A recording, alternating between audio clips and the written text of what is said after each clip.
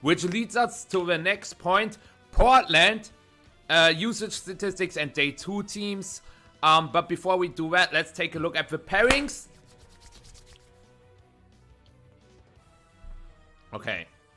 So Carrie is playing against Mott, we know that. Diego got the bye. Zhejiang plays against Benjamin Harlan. Junxi against Darts, that's a wild match. Ethan Mattos against Aaron Brook. Emilio got another down pair. Dude, Emilio got 2 down pairs in this tournament. Emilio is so lucky.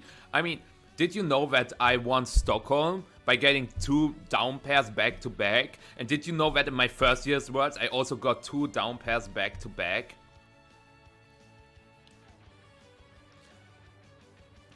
I think my record against Marco should be 1-1. I think he beat me back then in Stockholm.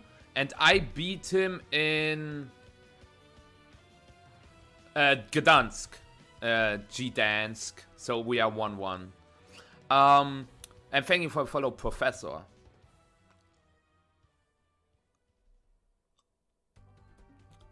What about getting an up pair for a win and in? That happened to me 3 times as well. Actually, no, it happened 4 times. Win it in for top cut in Stuttgart, win it in my first tournament for top cut in Bochum, win it in for day 2 in Stockholm against Aurelian. So I don't know, it's kind of crazy. Do we have some other interesting matchups? Awaf against Judy.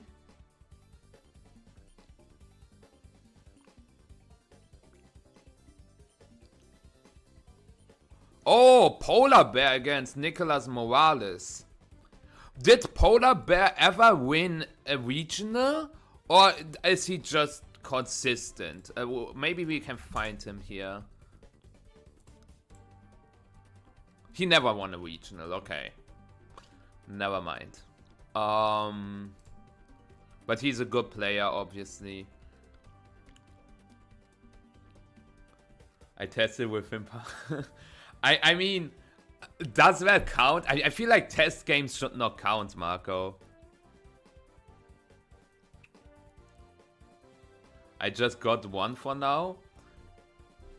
I mean, 1 is better than 0 because that shows that you at least had win-it-ins. Who's Cameron playing against?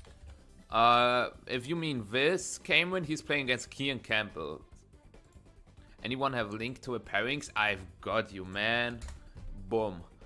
But yeah, let's take a look at the day 2 teams. So, Carrie was able to go 8-0. You know, I will do it on Top Cut Explorer. So, Carrie was able to go 8-0 with Kyogre Ice Rider. Here, Portland, Carrie. Terra Grass, Seed Bomb, Kelly Ice. And that is interesting with Never Melt Ice. You know what? For this section, I will move my cam to the right. Hold on. Webcam. Yup. So, Terra Grass Seed Bomb to hit water types is interesting. Like, you hit Urshifu, you hit opposing Terra Water Ice Rider. You can still not hit Zamazenta. I guess you have Hydro Pump on Kyogre for it, and if it is Terra Water, you've got Thunder. You also got that Urshifu, you have Amoonguss. But this doesn't look like a team that wins the tournament. I don't know. Is it just me that I think... Oh, Wolfrat is in finals. That's cool. Kian won. Oh, that's unfortunate for Cameron.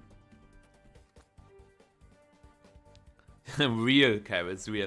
But does this look like a regional winning team to you?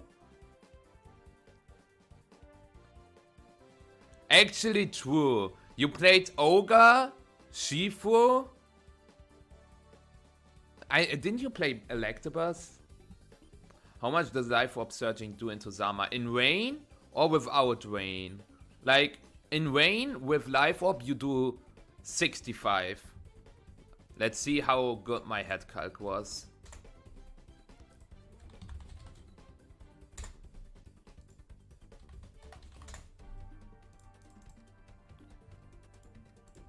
Yeah.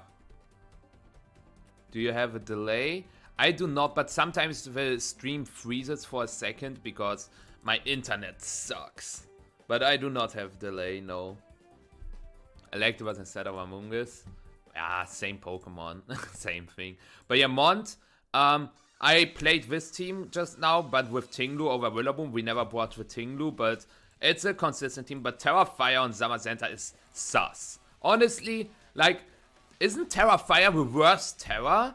What does Terra Fire give you? You keep the ground weakness, you do not resist Surging Strikes, you do not resist Water Spout. Like, why is it Terra Fire? And thank you, OBM, for the Prime. Appreciate it. Thank you so much. And thank you, Justin, for a follow as well. Thank you so much, guys.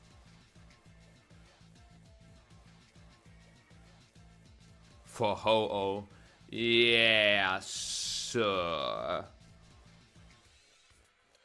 Yo, Nate!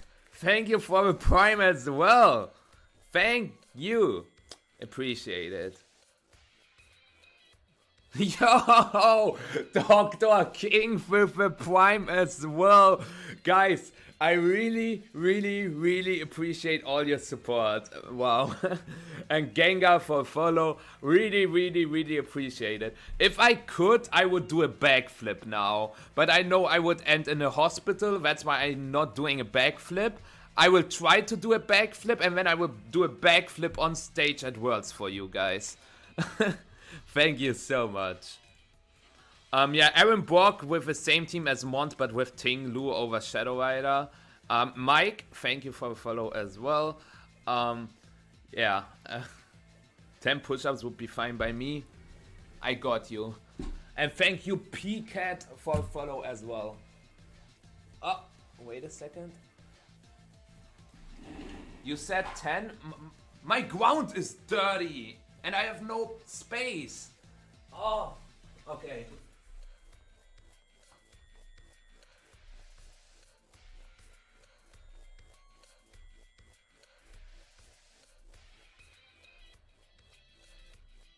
Okay. Did you see them? I don't know. I don't know if I placed my cam correctly.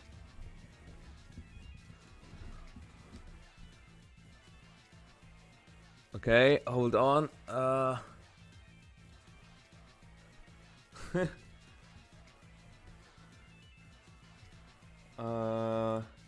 Okay, we are back. Wait, what backflip dies? Imagine. Juggle is Aura is the truth. Yeah, apparently it is. And that makes me happy because that means you will get your Worlds invite as well, Jatas. If you try a backflip, you can recreate the picture. Real. And thank you, D-Horn, for the follow as well.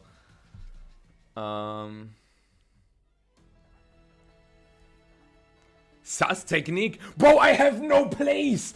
A space, whatever. Like, you gotta imagine, because of the green screen, I literally have no space. Yo, Lou! Thank you for the sub. Appreciate it. Thank you so much. Really appreciate it. Thank you. Justin, nice to see you here. You should play. Oh. I mean, you played Shadow Rider in your last tournament and it went well, so maybe you should just play. You should just play Shadow Rider again. At least that's my guess. Yo, Dwoven as well. Guys, the support is insane. Thank you so much. That means a lot. Thank you, Dwoven. Appreciate it. Should I do more push-ups now, or what do you expect? And good evening, Mark. Mark Zard World. How you doing? Nice to see you here. I don't like speed ties. I mean, you can still play Kelly Shadow and not play speed ties. You can play a min speed Kelly Shadow with Trick Room. Trust me. 10 per sub? Hell no. And hi, Dippy Dan. I'm good. How about you? Doing great. I feel energetic after the push-ups now. But we should talk more about the teams. So, There's a Groudon, Miraidon. Like, we saw that team on stream. Bezard used it. It had a 7-1 finish in day 1. Jonathan Chemburka was able to go 7-1 with Shuka Berry Incineroar. Wait. Nah, you're kidding. There's no shot he played Brave Kelly, though.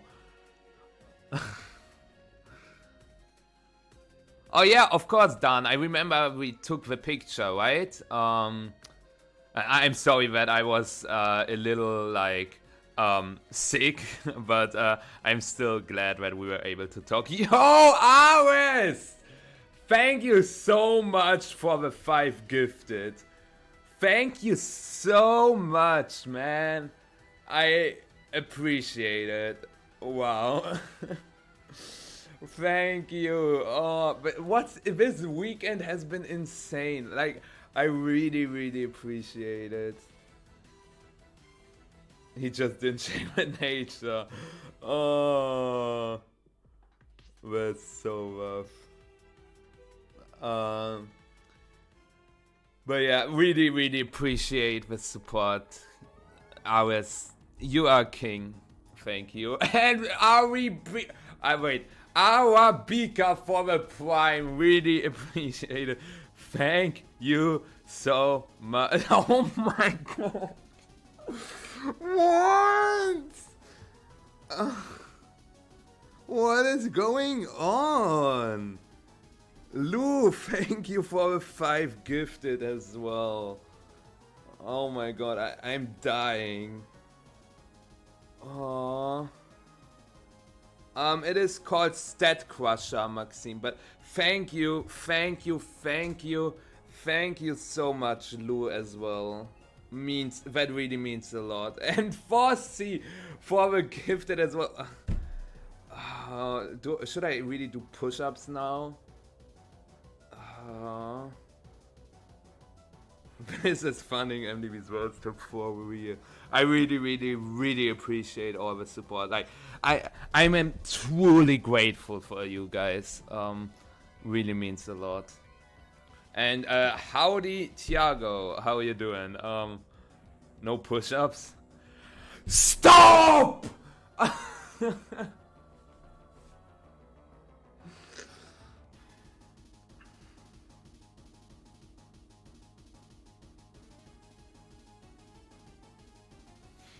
I'm about to cry. I'm literally about to cry.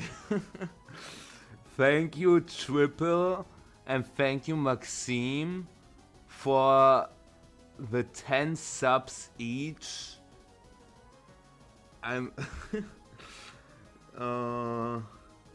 There's so much going on in my head. Wow. Now 2 backflips. No shot. And Dr. King with... Oh my god. Dr. King with a gifted as well. So you really want me to go to NAIC, right? You really want me to go to NAIC? Courtney, thank you for gifting a sub as well. I'm literally... Nah, I gotta go to the toilet. I'm not crying on stream.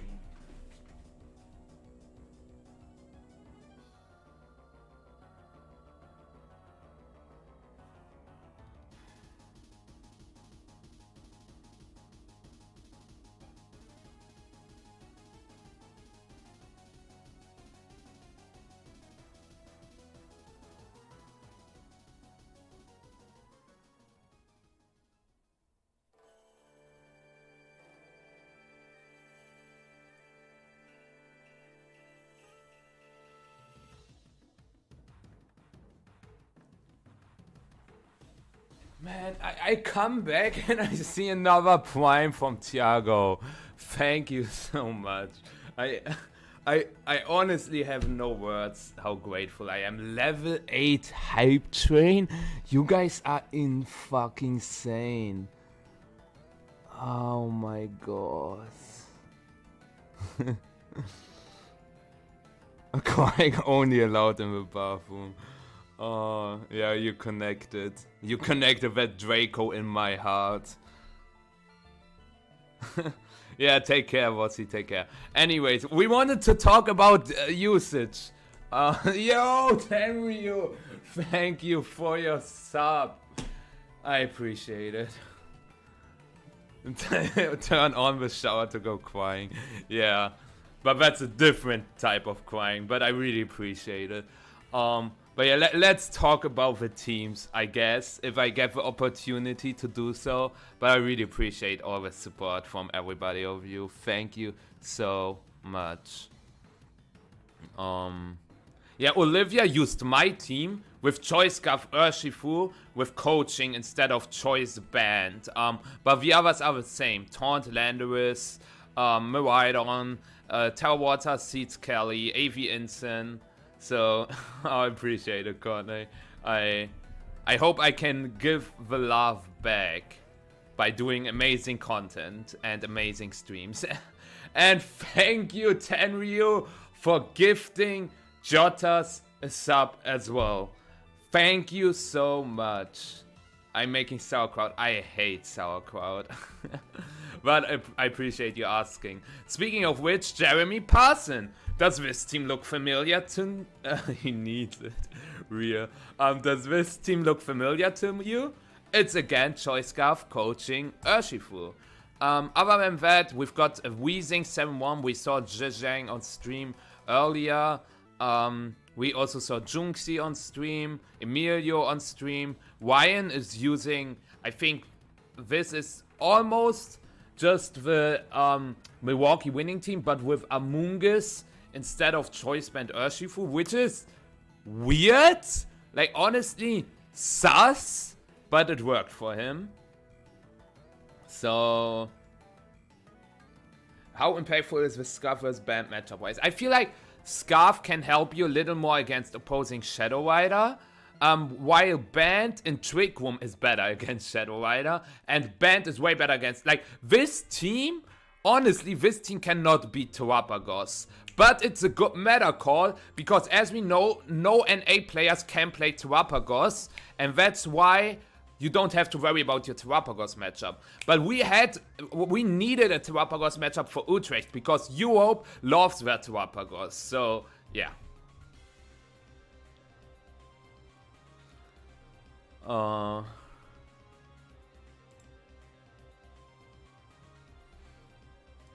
I really appreciate the support. Even Mattos, 7-1 with this abomination.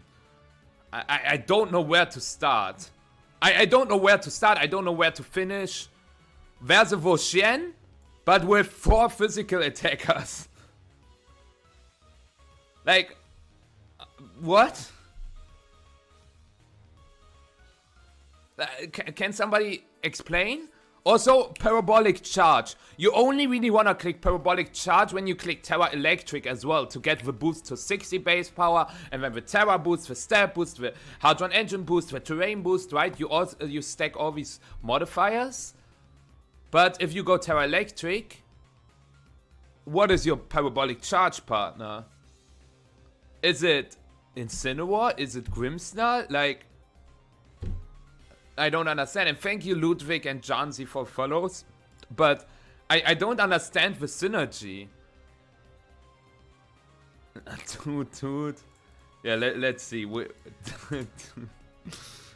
That is actually a sick emote. And yeah, I will drink something.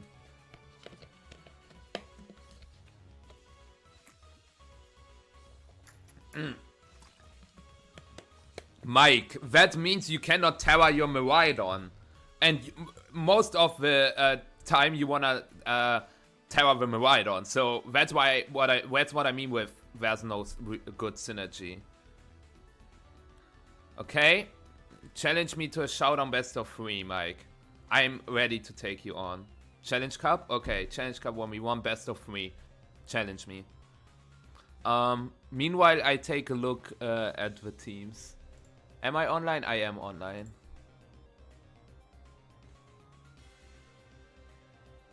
Like, there's no team that is really outstanding, I would say. I guess Aaron Trailer with Hard Trick Room. We saw it yesterday on stream as well. So, I'm not the biggest fan of this, but if it works, it works. What else do we have? I want to highlight the Michael Zhang team because we are not able to find it on Top Card Explorer. But, here. You know, Michael Zhang is a creative team builder who is known for his cooking, but this is too much.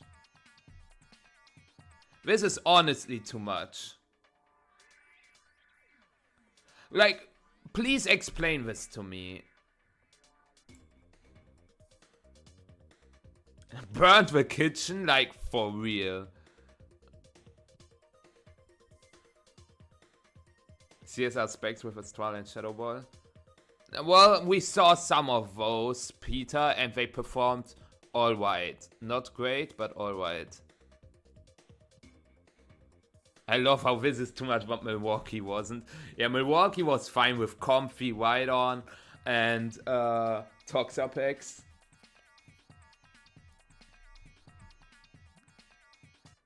Michael Zhang did too much steering, but this emote is amazing. I love it. Yeah, I think this emote is... This is going to be one of my favorite emotes. Anyways, what else do we have? Dominic Vogel. Same team as Olivia and Jeremy again. Are you checking out my website? Yeah. Is it okay if I open it on stream? I will first want to have your go. Then we've seen Brandon Zhang with a very interesting Grimmsnarl set. Taunt and Parting Shot. No Reflect, no T-Wave. Other than that, Brian Collins, the Hard Trick Room Stan is changing gears and plays Dondozo. Did you see Fayang Lu's team? No. Emmanuel Boktor with Phantom Force, Power Herb, Basque Legion, and Electric Seed Hands.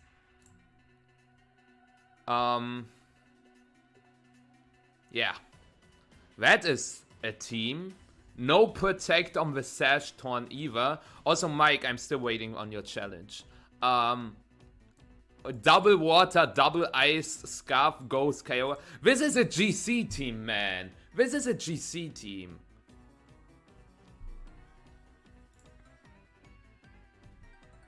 Yeah, this is the Necrozma Dawnwings that made day 2. Not convinced. I'm figuring out the custom challenge. Oh yeah, thanks. Vijay burned the kitchen once again. I mean, Len actually using... What happened with Len? Where's the Tyranitar? Where's the Garchomp? Where's the Corviknight? Where is the Tyranitar, Garchomp, Corviknight? I don't see Tyranitar, I don't see Garchomp, I don't see Corviknight. This is not Len Deuel. This is a different Len. He's the imposter. Like, I've never seen a bigger imposter than this. Lorenzo, after playing after playing Scarf Miraidon, now on Covered Cloak, Terra Grass, Shadow Rider with Voshen. Okay, I guess.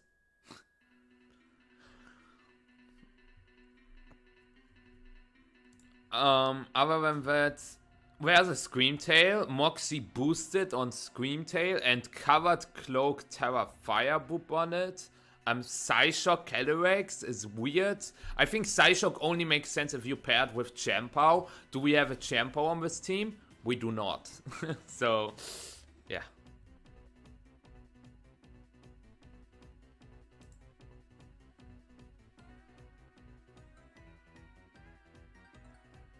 But other than that, there's a Sneasler, Mezzy with Sneasler, T-Spikes, low street for... Like, this is your utility Sneasler. You wanna slap everything on one set? Here we go. But yeah. Zacian, Terrapagos also made day 2. Sash, Ape, Specs, Pagos, Zacian. Why are there screen? I just do not wanna ask. What did you say? Vijay Sud.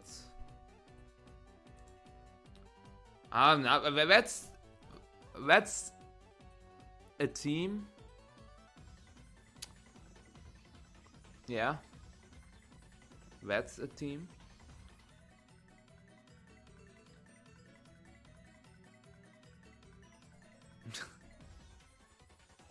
I am not Ludwig. At least currently I'm not. Yeah, we get this off my screen. Binding Band does, if you click Infestation, instead of doing 1/8 at the end of a turn, you do 1/6. So you do more damage with Infestation. Okay, boom. No stream sniping. Have fun. After that, we will take a look at the pairings, how the round 9 shaped up. Binding moves do more damage, technically, yeah. There's also Grip Claw. Grip Claw increases like the duration of these moves, like 7 turns. It's kinda insane. We've got Blastoise, Flat Cannon, Ice Beam. I haven't played this format in ages. Solgaleo! Why is there Solgaleo on my screen? Oh, I thought I could escape it. Aww. Aww. And with Bulldoze? Aww.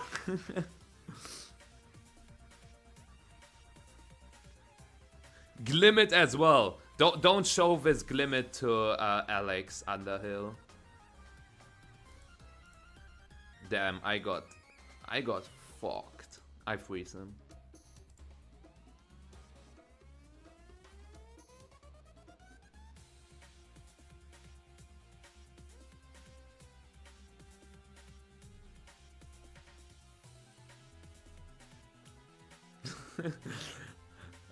Well, he still has he still has to stay frozen.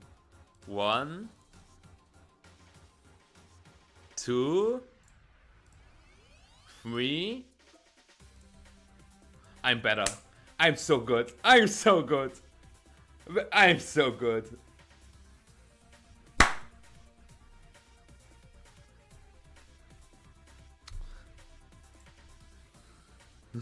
Michael Click. Hi Fabo. I wanted to commentate on the pictures you sent me. They are cute. Thanks for sending me those. I appreciate it. They are very cute. Hyper Beam? That's funny.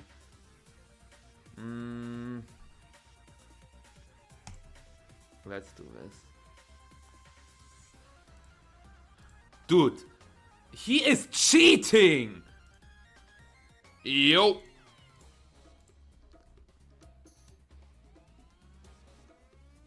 Psychic Magical Leaf. I know that if I pick Hedwin, he will pick Grimer Alola. Great Tusk.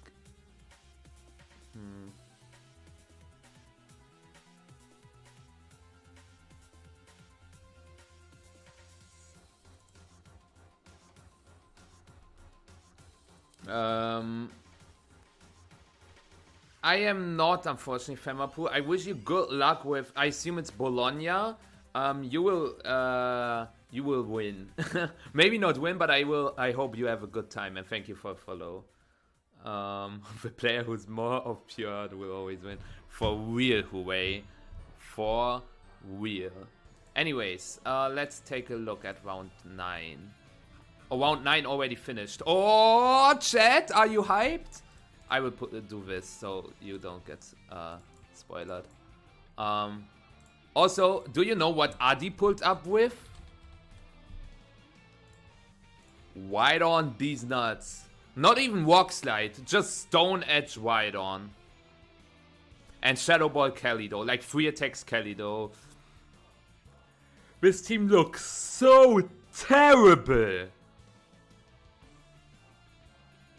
This team doesn't just look terrible, I think it is actually terrible.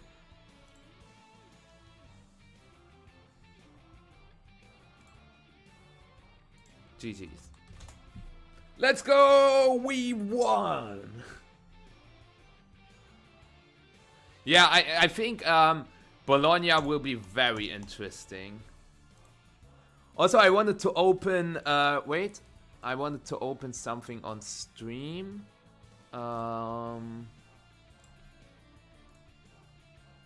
Okay, welcome to Poke Info.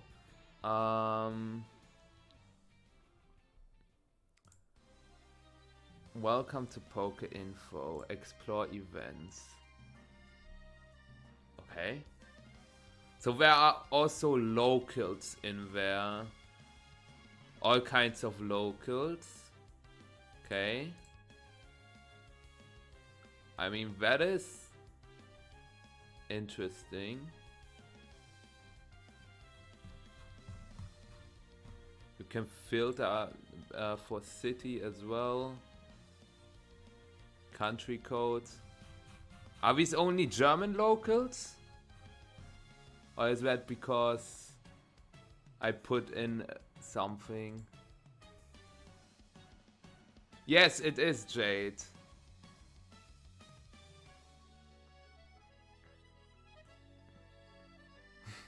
Yeah, I think Dozo is not a good call, honestly.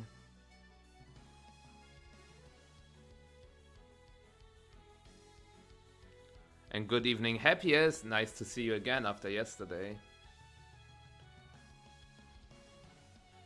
Country code. Oh, I see. Ah, that's pretty cool. And thank you for follow, Happiest. Appreciate it. Let's go, Insane. Congrats on that, and I will. But yeah. VGC paste. Let's take a look at this. Oh, okay. I see. Rental none. So you also get rentals here. That is pretty cool. But do you also get paste? Ah, yeah, here, paste. Okay, okay. And there you also have open paste. Okay, I like.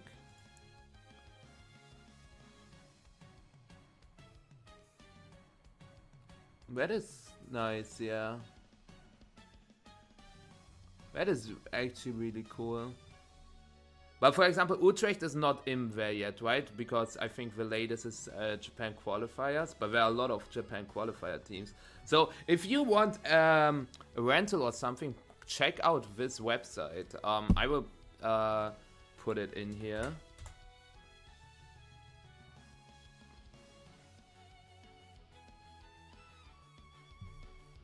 Check out the quick filter. Okay, I will put in Leech Seed.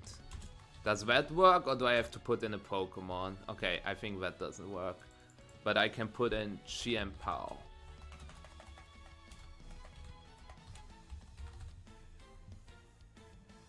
Yeah, that is cool. You can also find out the creator. That's also nice. Yeah. Really cool website. But like, analytics are not there yet, right? I love analytics. Oh yeah, this is like all that stuff. But I like how this looks. Really, really sick cookie. I love it. Search your name. Okay. I cannot type.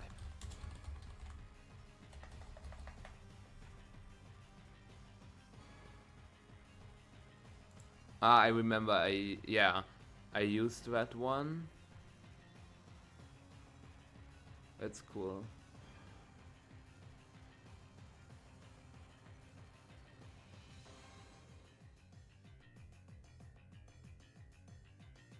Check out F12 and Moby. Mobile? Nee. F12? Wait.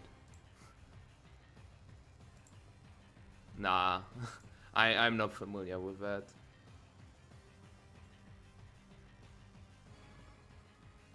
Like, I can open it on mobile, yes, but yeah, Cookie did this, but yes, her, it's the Microsoft Edge difference. But I don't exactly know what you mean with check out F12 and mobile. Can emulate mobile version.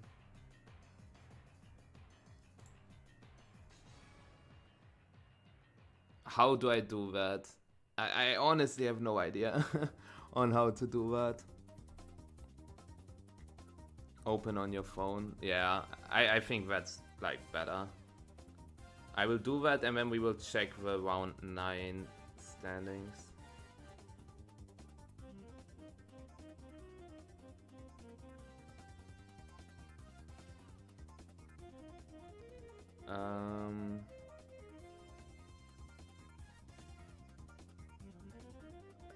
I think this, like, that will be the tournament of Terrapagos CSR.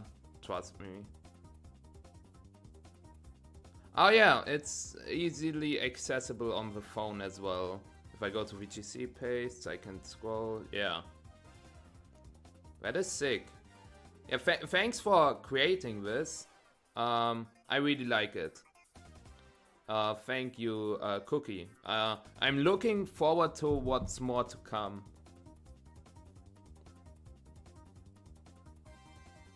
If you need any help, let me know. If I can help, I am happily offering my help. But I like the website a ton. So, good job. And good evening, Dark Horse. Okay, let's react to the round 9 finishes.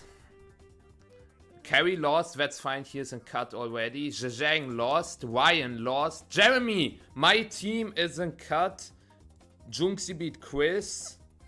Aaron is in cut. Olivia, my team, the second is in cut. Justin won. Emilio is in cut. The Japanese player has a win and in now. Brandon is out. Moxie Boosted is out. Judy is out. My team has a win and in again. Keanu has a win and in. Adi has a win and in. Gavin has a win and in. Dash has a win and in. Copeland has a win and in. Squawy GC is out. Lorenzo has a win and in. Dr. Aaron Trailer has a win and in. Polar Bear has a win and in. Nicolas Morales is out. Len has a win and in. Kian has a win and in. Yes, Moxie is isn't that Marcos Parrots? Oh, that's Aaron Parrots. Yeah, my bad. My bad. Yeah, my bad. I mixed them up. I'm sorry. I thought for whatever reason. Yeah, Moxie boosted as Marcos Parrots. I never really talked with Moxie. That should change.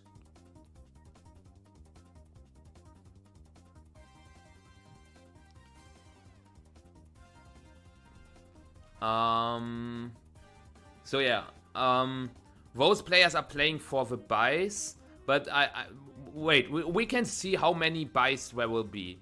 Let's first take a look at the win and ins. I hope Dominic wins. Zhejiang. Brian Collins against Lorenzo Arce, that's hype. Kento against Joshua. Ernesto against Gavin. Keanu against Polar Bear. Kian against Benny Vasquez. Ethan Mattos against Darts. Adi against Jonathan Zuniga. Ryan against Alexander Canseco. Anthony Londogan against Diego Aguirre. Dr. Aaron Trailer against Copeland. Okay. Dash against Blake. Okay.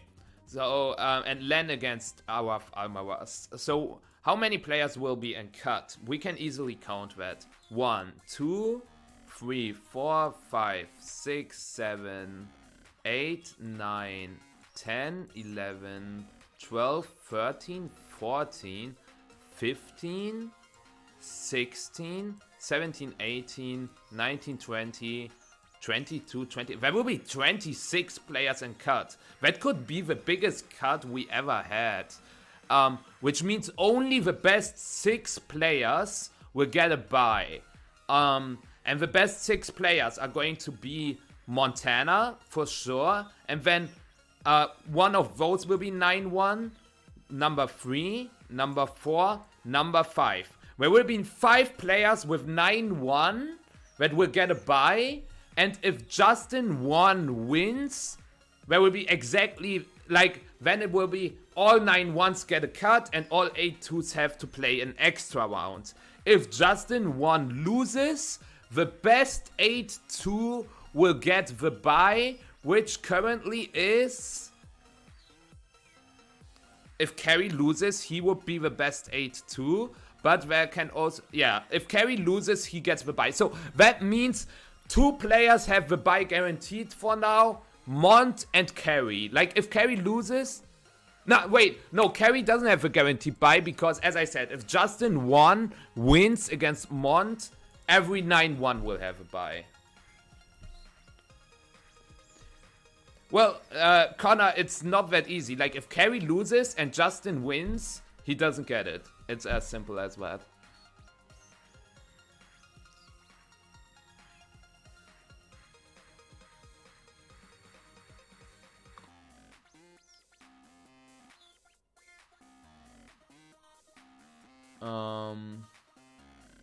Yeah, same. I'm really looking forward to how the website develops.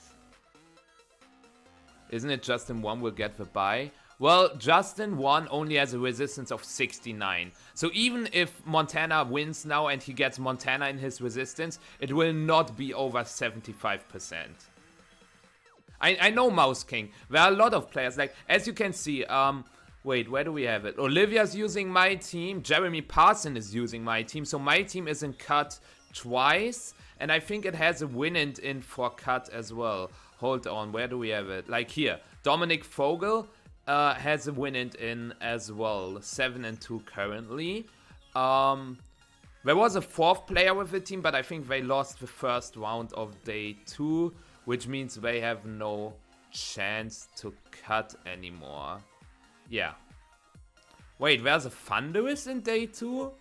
Oh no. There's a Terra Ghost Terra Blast Landorus, okay? But where's Rockslide? Where's the Solgaleo with Rockslide? And hi Synthesizer, how are you doing?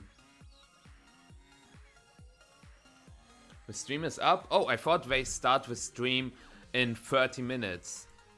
Does that mean we get a win and in? Probably not. We can take a look. Oh, that's Wolf. Wait. You know what's sad? They have 2 different pictures for like Wolf. Like for Toronto and NAIC, EUIC. But they don't have 2 different pictures for me. But can anybody of those still win? Because I think Nicholas Morales is out, Andrew is not playing, Carson is not there, Wolf is not playing, Justin is not there, Bezard is out, Daniel is out, Andrew is out. So there will be a new winner, at least. Is your team the team from Utrecht? Yeah. It is good. I tend to say that it's terrible, but it is good.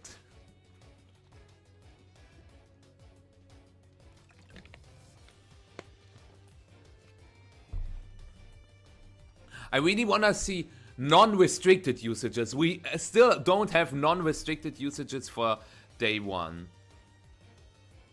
Which might be fine because like you can count it here. But you know what? We can actually see day 2 usages already. But if I do day 2 here, Kelly Shadow is the most used restricted in day 2. Then Kelly Ice and then Miraidon. Man, Miraidon is really catching those strays. Thank you, Richie, for the follow. But man, Miraidon is not just catching strays. Miraidon is a fraud.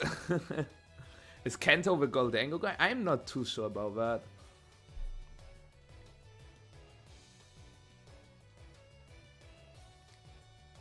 Thank you, Synthesizer. Appreciate it. Wait, are there more Leech Seed than high horsepower Kelly Ices? 11 Leech Seed, 8 high horsepower. We made it, chat. We made it. And thank you, Dalim, for the follow as well.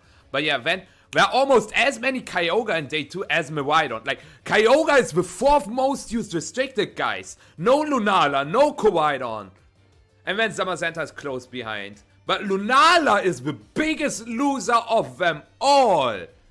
Lunala was number 4 in day 1. And what is it here? 1, 2, 3, 4, 5, 6, 7, 8, 9. It's not even on the graphic. It's not on the graphic. It's Zacian and Terraparos instead taking Lunala's spot. Lunala is a fraud. 9.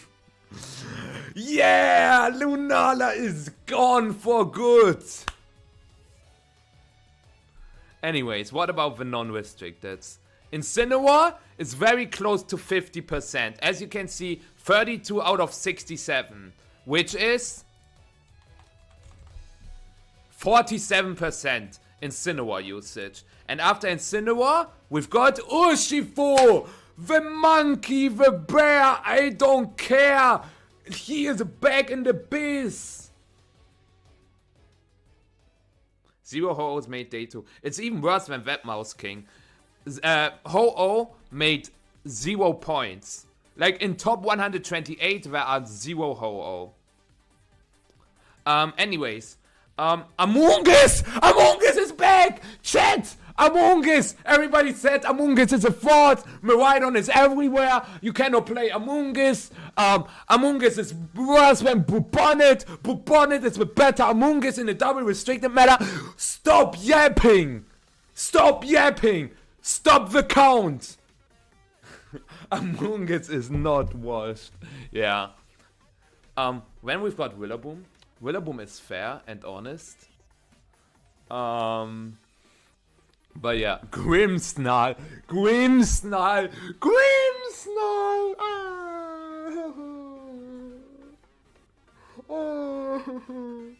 I hate Grimmsnarl, that's all there is.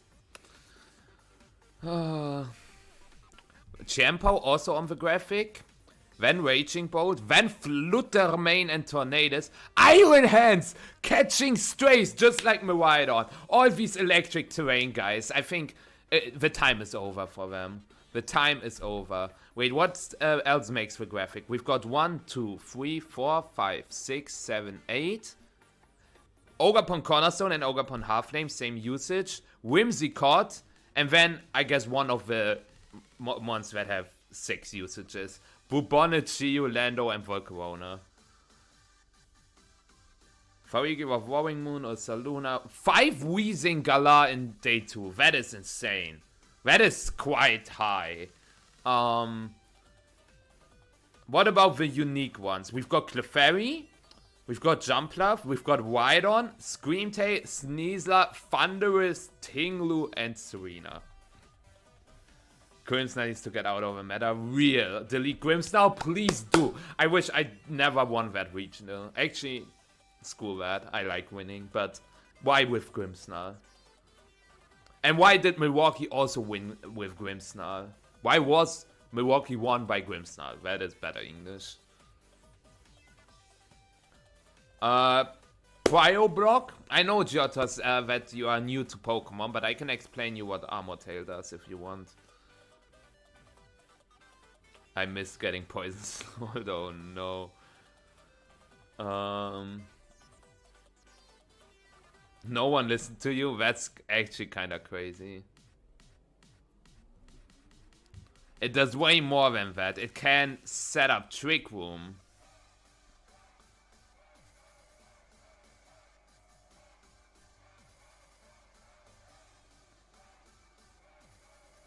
What were the caster predictions? Like, okay, if I have 10 points, okay, that's a little unfair because I've seen all the usage stats, but I would have always picked Rillaboom for 1 point. Like, that's a no-brainer. Why would you not pick Rillaboom for 1 point? Like, why are Tornadus, Whimsicott, and Farigiraf more worth than Rillaboom? Like, I would have always picked Rillaboom for 1 point. I would have picked Miraidon, honestly, for 5 points, because I thought Miraidon is the best restricted out there. It seems like I was wrong, but I would have picked Miraidon and Rillaboom, which doesn't make that much sense because they are not often on the same team, but I would have picked both because either you have Rillaboom or Miraidon, pretty much. Then I would have used 6 points, and then I would have 4 points left, and with the remaining 4 points, I would have picked Ditto and Ursaluna, I think. Or, yeah, Ditto and Ursaluna would have been my choices. Is it all Ogerpon? I thought, okay, if it is all Ogerpon for free, then I would have picked Ogerpon. What am I talking about? I would have always picked Ogerpon. But yeah, that would have been my fantasy draft.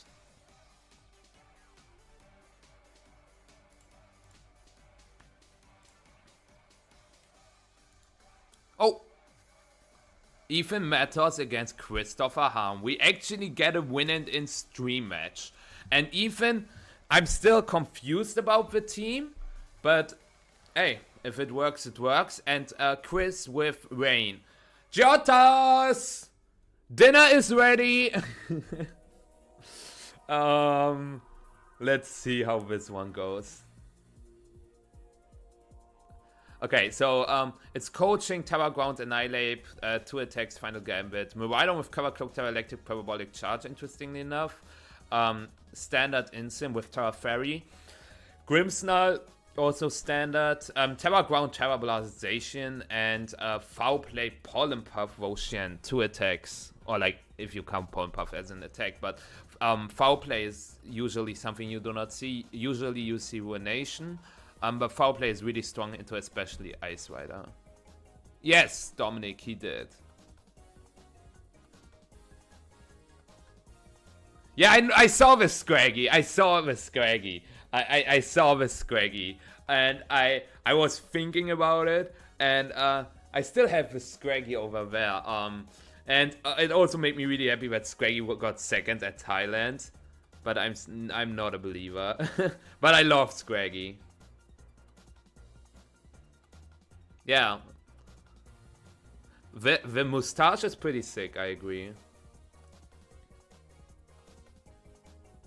Boring, Connor. You sound so boring. But yeah, here we have Sword Stand Zacian with Terra Fairy. So a little different set. It's interesting to see a Zacian mirror on stream as well, by the way. We see a Terra Fairy Raging Bolt with Soul Dressed, Splash Plate Ogre, Terra Fire Amoonguss with Helmet, Taunt, like double water Taunt Shifu, no fighting move, and Wowing Moon. And I would say that particular Miraidon set looks very strong here. I think Ethan is favored. Like Insyn, Miraidon, Annihilate, and Zacian look really strong. You could technically also bring Voshen. Not the biggest fan of Voshen here, honestly, but I guess you can bring it. And Grimmsnarl is also not bad. Like, you could also lead Grimmsnarl, Miraidon, and bring Insyn Zacian in the bag. But I think Annihilate is cool because you can one-hit KO half of a Pokemon, and coaching support is also not bad. Even for Miraidon, like either you coach your Zacian, which is obviously good, or you coach your Miraidon to get defense boosts, which helps against Wowing Moon and Zacian especially. So I would say the matchup is on Ethan's side, but Christopher Hahn is just such a good player that I can also see him winning.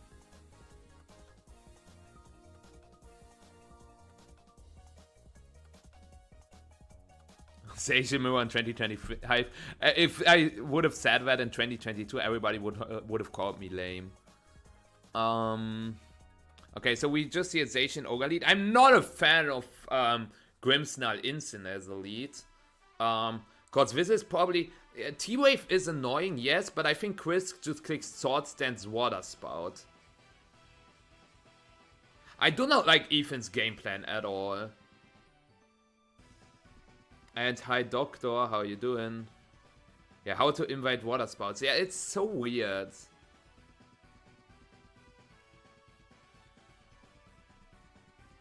It could also be just a Behemoth Blade into Grimmsnarl, but honestly I would Sword Stance.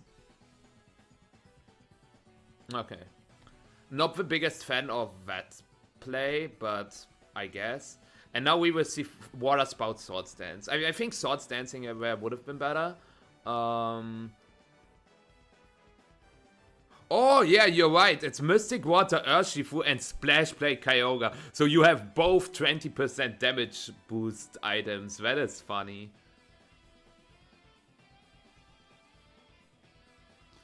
But yeah, this is Water Spout Sword Stance pretty much every time. Yeah, Miraidon switches in. Like, do you see the problem? This is max HP Miraidon, by the way, 252.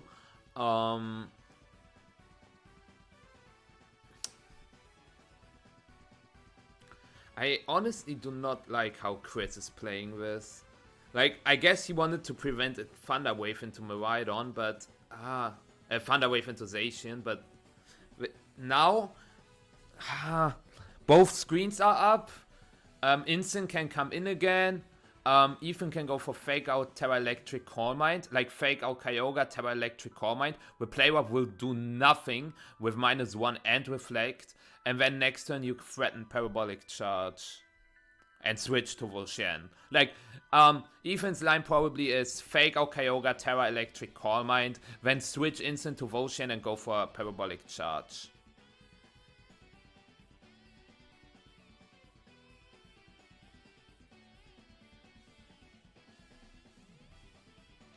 I mean, I know how Pokemon is being played.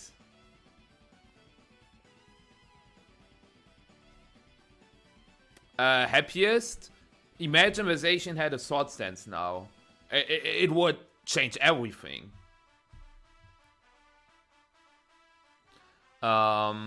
Anyways, we see a Sword Stance now. I don't know if that is too late. Like... Now it's always switch to Volshen Parabolic Charge. I'm curious, like, did I see that Volshen has 191 HP? Which would make me so mad, because at 192 HP it would get extra leftovers recovery. Why would you play 244 HPVs and not 252? Oh. You literally deny yourself 1 extra HP every single turn Volshen is on the field. This makes 0 sense.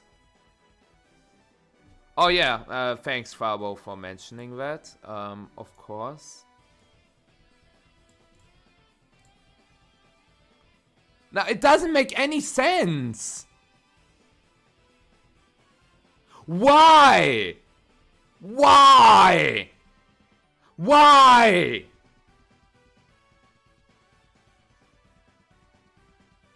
I will double check if Volshen can get to 192 HP after that game. But yeah, we see the Play-Rough doing nothing. And this Miraidon will heal itself back to full. So why did Chris target the Miraidon and not the Instant slot? Like, you can double the Instant with Play-Rough Origin Pulse. Oh. Why did he target the Miraidon?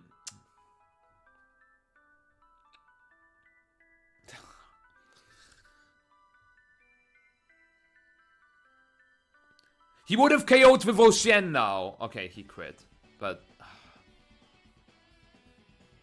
that is... yeah, that's what I thought, BGF. I played the Tang Volshen team for a little bit. And... I can only shake my head. Like, why would you want 191? Aww.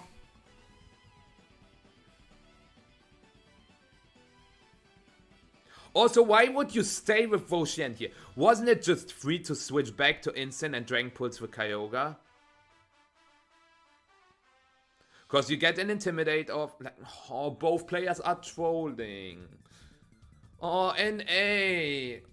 Yeah, why did you toss your Volshen?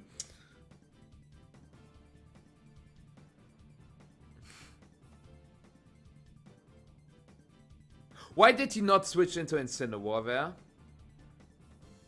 Can somebody explain this to me?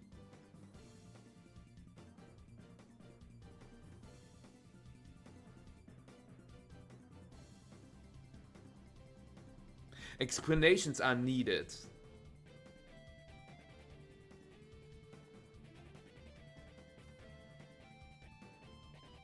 I'm curious to see if this is going to be a fake out Zacian Dragon Pulse Roaring Moon or if this is going to be a parabolic charge.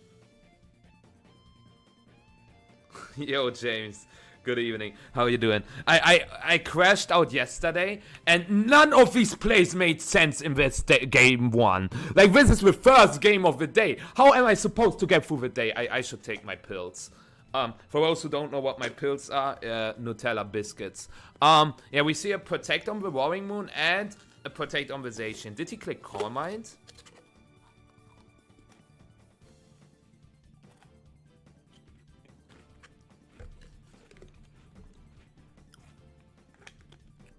Not bad.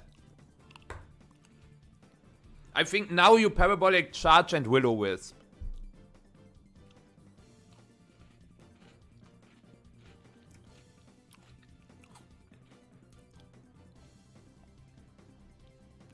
Yeah. Willow, Parabolic Charge.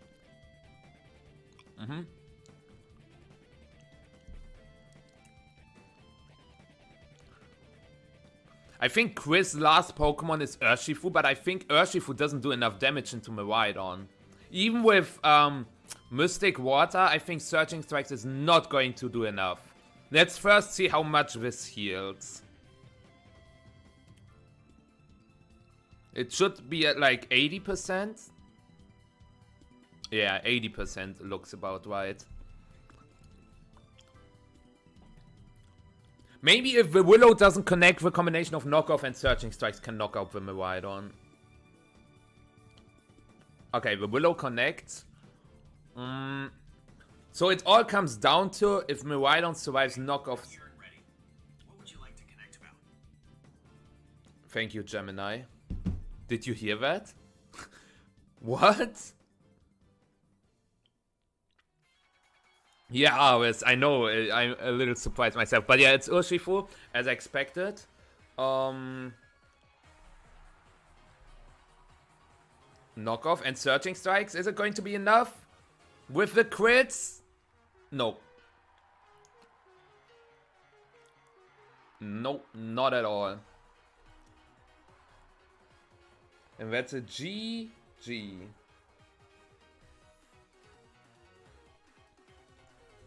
That's just baby damage. I think this Miraidon is not just max HP, but also physically defensive. I mean, Ethan tossed that, but Chris tossed that even harder. So, I mean, in the end, it's just a tossing competition. The winner will be who tosses less. And yeah, thank you for the follow, Lowly. Appreciate it. It is Supernova.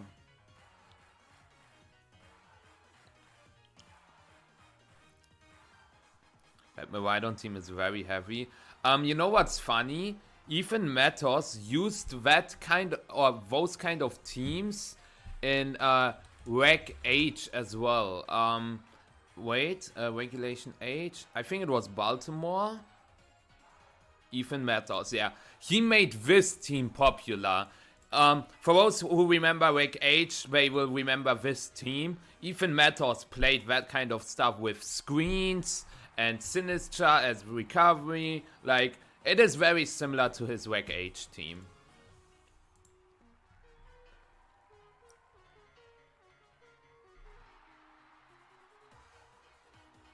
I think it would have still not KO'd Eric. But you're right, that line would have been better. I gotta check Discord really quick, I have 25 messages.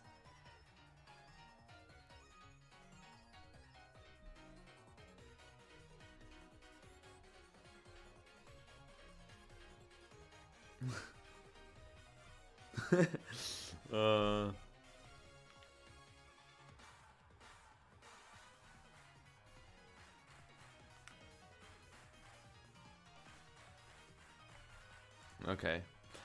Do you think Game 2 will change up a lot? Or do you think Game 2 will be the same?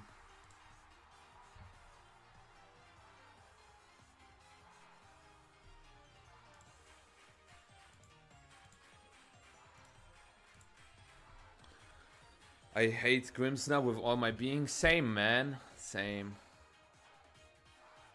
Yo, good morning, Supernova. Well, why did you just wake up? I mean, in the end, it's up to you when you wake up, but how did that happen?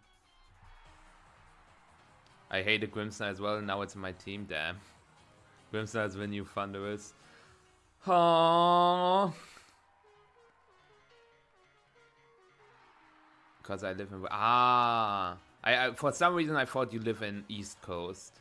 But yeah, that makes sense. Like, it's noon for you, right? Wait, not just noon. It's probably... Wait, it's 10 a.m. for you. 10 a.m. Thank you, Steuerzähler, for a follow. Appreciate it. But yeah, we see the Zacian Ogre lead again, but this time no Grimsnar lead. Instant Miraidon instead. This is just fake out Core Mine, probably. Knockoff? Nah. 10 a.m., yeah. Grimsnar and Volshen in the bag. Interesting.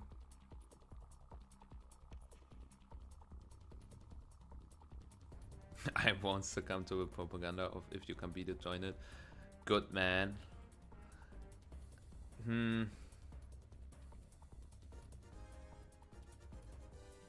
Fake out Core Might. I think it's fine if you lose Instant.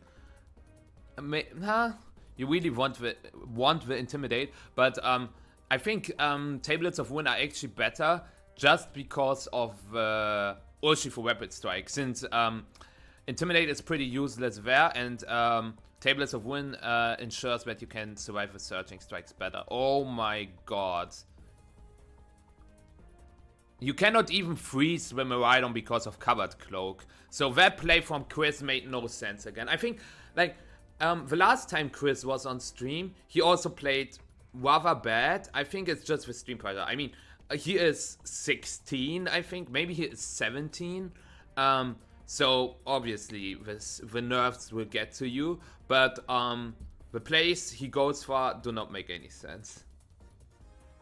Yo! That's sick, Steuerzähler. Glad to see you here, then. I'm currently doing Stadium content myself. There will be a Stadium stream on Thursday, funnily enough.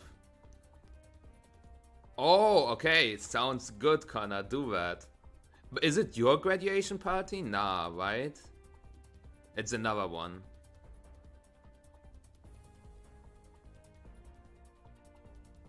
First Stadium, let's go.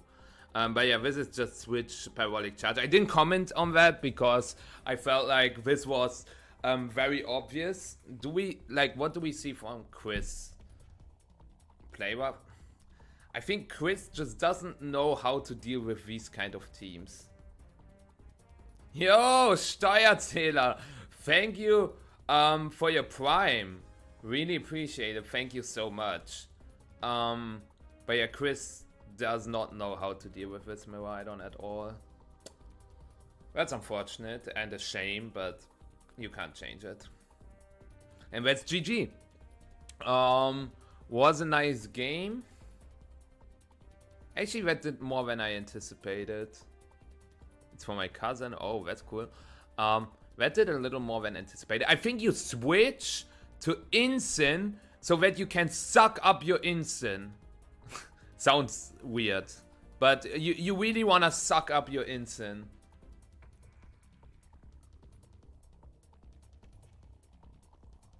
Please say Steuerzähler. Steuerzahler, ach so. Yeah, makes more sense. Now, like, I mean, what is the Miraidon doing with the Instant? Like a vampire, it's sucking the blood. Or it's draining the blood. Oh. That's unfortunate. Wait, what? He Dragon Pulsed? Wait. So, Ethan bailed? Oh, wait a second. It just KO'd. Why did he not Parabolic Charge?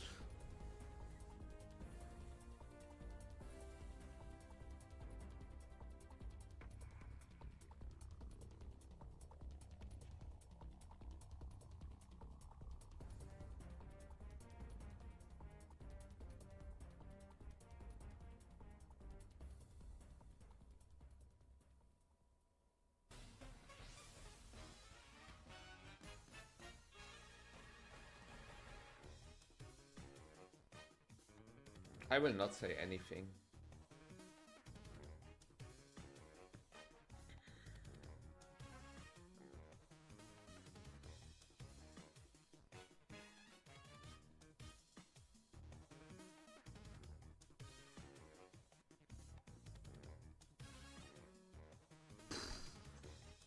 Okay, chance.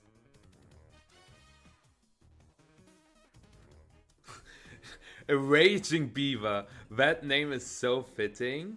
But like I try to not crash out, and when I see these games, and it's literally not possible. It is physically not possible to not crash out. Like, imagine I was an official TPCI caster. I would be fired after one stream set. Like, not even a stream, like, not even a day. Like, one set is enough to make me, to get me fired.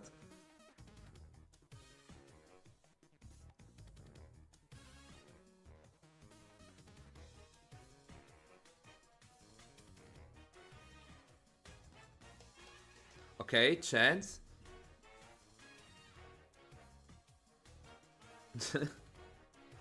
No chance. Now Chris will just taunt with Ocean, so he cannot do annoying leech seed stuff. You might say he can just CC it, he does not have CC on the Shifu.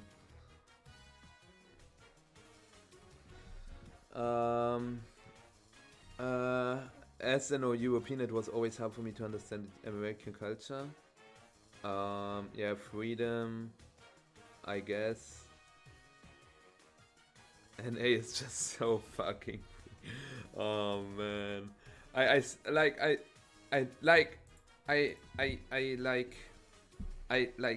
also I like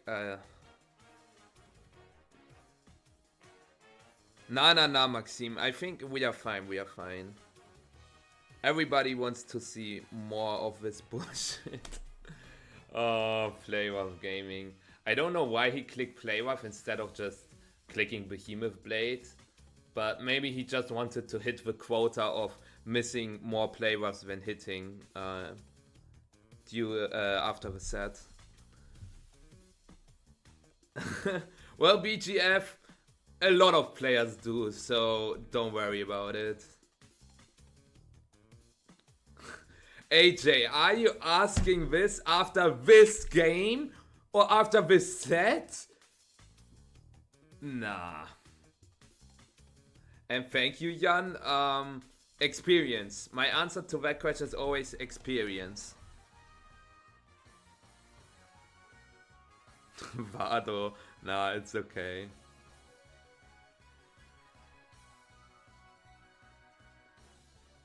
Carry doesn't make misplays like this, but he lost. And in the end, I said that once, I can say it again. The tournament winner will not be the best Pokemon player on that weekend. The best Pokemon player in that weekend can have an unlucky loss because of matchup, because of hacks, because of like multiple things. So you can always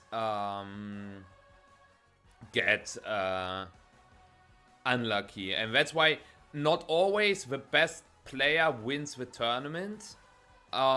But most of the times the more consistent players still end up winning, because they just go for consistent lines and not for coin flips. Like when I see or when I watch these regionals, I feel like a lot of players just want to flip their games on a coin. I don't know. And when I see the preparation, like 191 HP Voshin instead of 192, I feel like they are not just bad in the game, they are also bad prepping for the tournaments.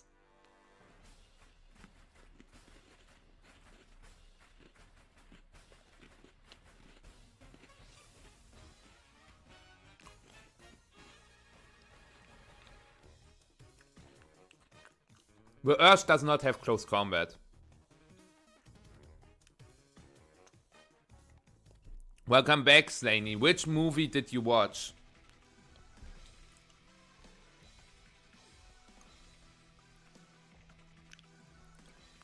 Nah, ours Carry.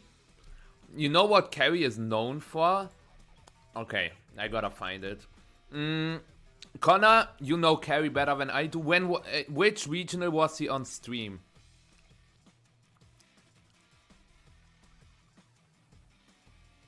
Yes, Tjauva, that's the set.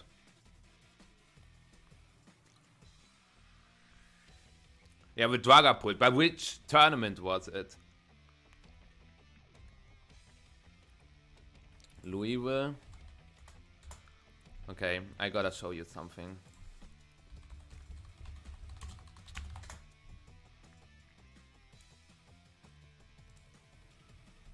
Like, obviously we will react to this set first, but after that I gotta show you some Louisville things. If it was Louisville. I think it was not Louisville. No, it was not Louisville. Ah, it was Louisville. Wait, but did he beat Carson? He did, right? Yeah. Okay.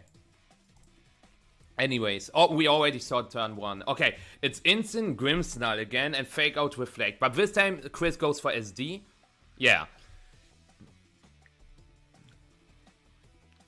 And that's game. Like, Ethan, you should have seen that after game. Aww. I guess if you paralyze Ogre, burn Zacian, like, Chris gets a double knockout. Just saying, Chris gets a double knockout now.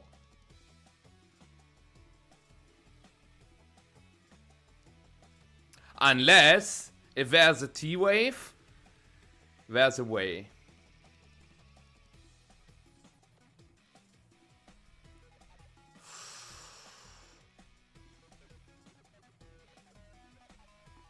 I guess there's no Will-O-Wisp.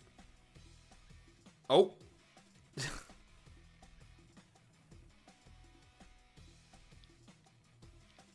It is not an arcane. It certainly isn't. As I said, if there's a T-Wave, there's a way.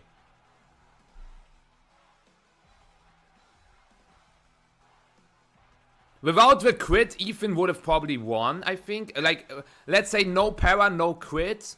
He gets the Willow on the Zacian, and I would say Voshen Miraidon beat the rest of the team. It's Zacian.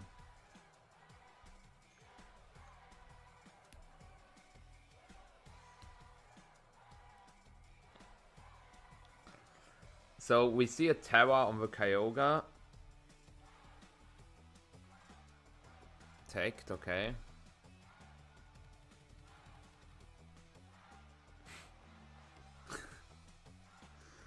Okay. Into Miraidon. Yeah.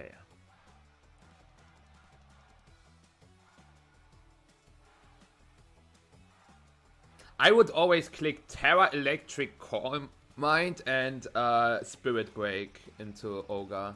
Spirit Break is more damage reduction than Light Screen! Aww.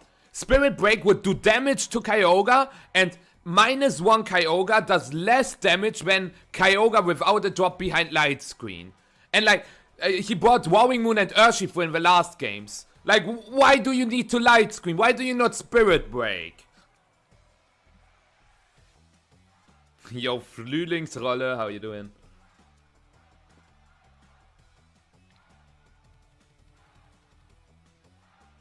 Why?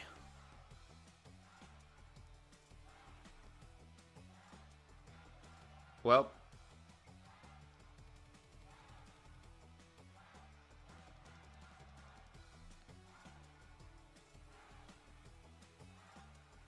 What if a Zacian protects? You lose the game.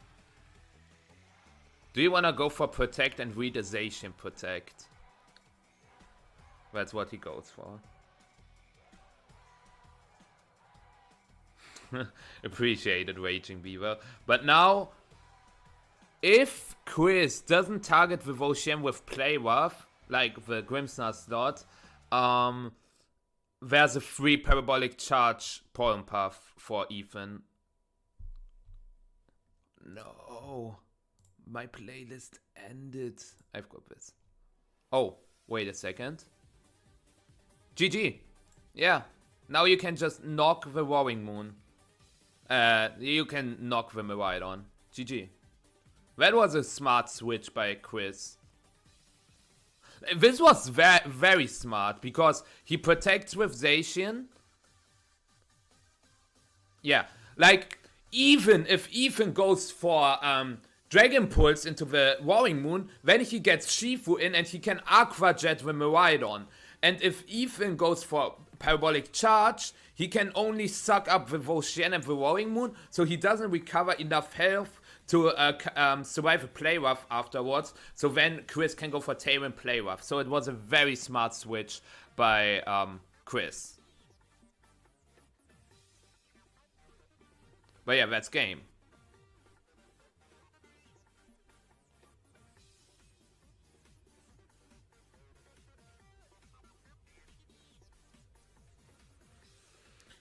That was well done by Darts.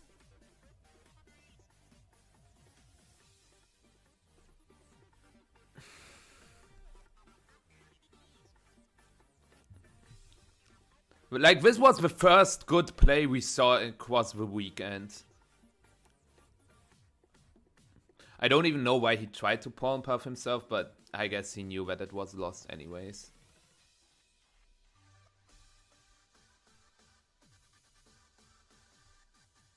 Why, Connor? You have a problem with that? Now we will see just acrobatics into Grimmsnarl and taunt into Voshian.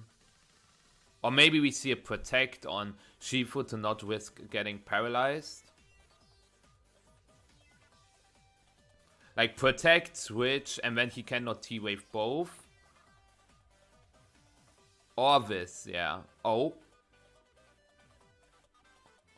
Okay, wait a second. If he paralyzes everything, Voshian can still win. Oh, if he pawn puffed his Grimmsnarl, damn. Why did he not pawn puff his Grimmsnarl?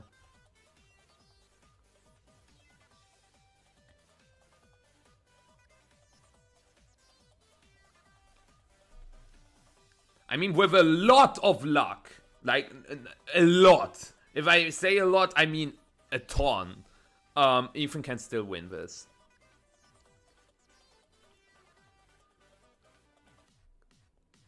I guess he can, Chris can knock the lefties from Voshian. I think he should switch Urshifu to Roaring Moon and knock the lefties.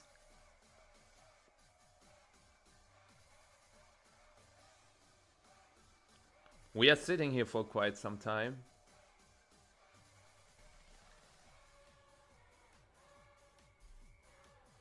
Yeah, sure, clown. Sure. But yeah, now you switch Shifu to Roaring Moon.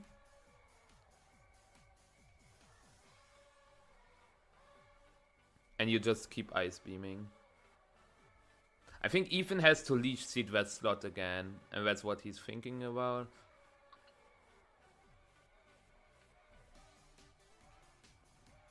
Yeah, okay, never mind. That's Roaring Moon. Never mind.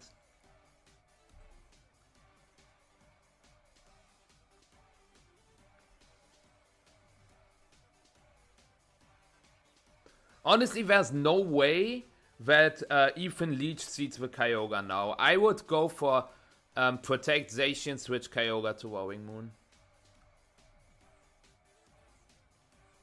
No, AJ. It was like, if he got like Spirit Break is usually better damage reduction than Light Screen, but Spirit Break if opponent switches out doesn't stick, while the Light Screen sticks. Okay, switch back to Shifu. Okay.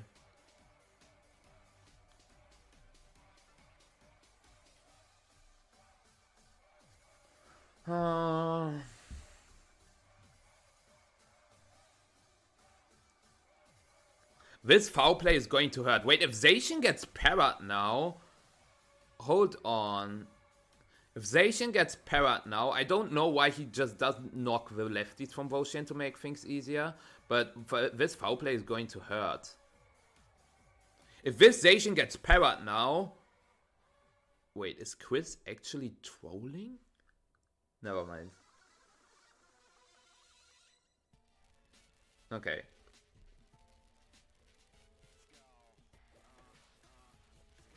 Chris is clearly not playing for timer. As you can see, Chris locks his moves in very fast.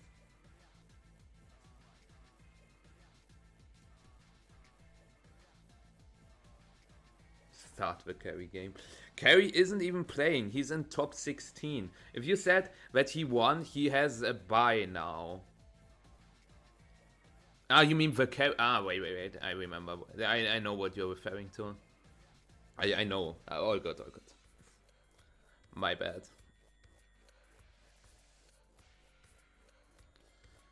Yeah, this is knockoff switch to Zacian. Yeah.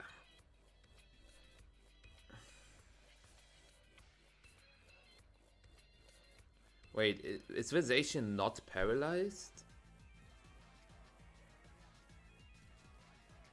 I thought the Zacian was paralyzed. Is it not paralyzed? Ah, it is. Never mind. It just didn't show. But yeah, like if Ethan gets incredibly lucky, he can still win this.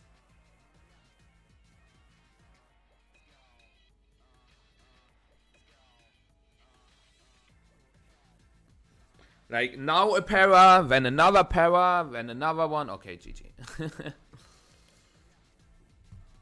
So what I wanted to show, like with Carry, he mentioned MDB on stream. He said MDB is the greatest player. With Tergo Shadow Ball as well as Draco Meteor. And here in the Louisville Regional Championships, Carrie, congratulations. We were just talking about how the hurricane made it almost feel like you may not even be able to make it to this event, and now here you are in the top 8. How are you feeling? I was not expecting to get the top 8. I had a great talk with him in EUAC. I told my EUAC. mom, hey, I'm gonna go 7-1. Let's see if I can make day 2 again, like in Indianapolis, and we'll go from there. And when I made day 2, I was like 7-1. Like I told my mom, I was like, hold up, I might be able to top cut. And Like, so, Things are happening Day here. 2 Yeah, Indy, so my top round 8 one today, Louisville, I top lost. It was 16 a to great one set though. against, Like, Anthony, I believe. he Mott also played me with, cut Arizona, EUAC. got the substitute, phenomenal guy. And then my next 2 sets were like really hard, and I had to play my heart out. Both went to Those game are 3, his feet. Wow. 4 and finishes. It was just tight. And Yeah. I don't know I Mora. still I can't don't know. believe that I'm here. Well, believe it, because you were playing so incredibly well in that set against Carson, who is a former world champion himself. Really? In the seniors division, I didn't yeah. know that. Incredible matchup, especially going my up against the Dondozo team. And I think a lot of players God! started dropping their Dondozo counters. Did you have a specific Dondozo game plan coming Yes, into Wait a this? so I knew with unaware opponent didn't cycling in the right spot, because to it, if you can get into the right position with redirection, and you can just start spamming Shadow Ball, or in this case Fire Blast, which Absolutely. was a 2-shot. Yeah, and I really loved, I'm glad you called out the Choice Specs Dragapult. We saw Patrick, who I understand is one of your team building buddies, running that yesterday, and I thought it was just Dominic such a smart Vogel. adaptation 3 times my to sort of, team technically Dragapult in top balance cut style with game. Choice Scarf Because Shifa instead of previously, Choice the only Band. real special attack on that team was like a Primarina, Right. which is just not as powerful, not as fast. Like my not as team hard hitting as the 8-2, Dragapult. 8-2, 8-2.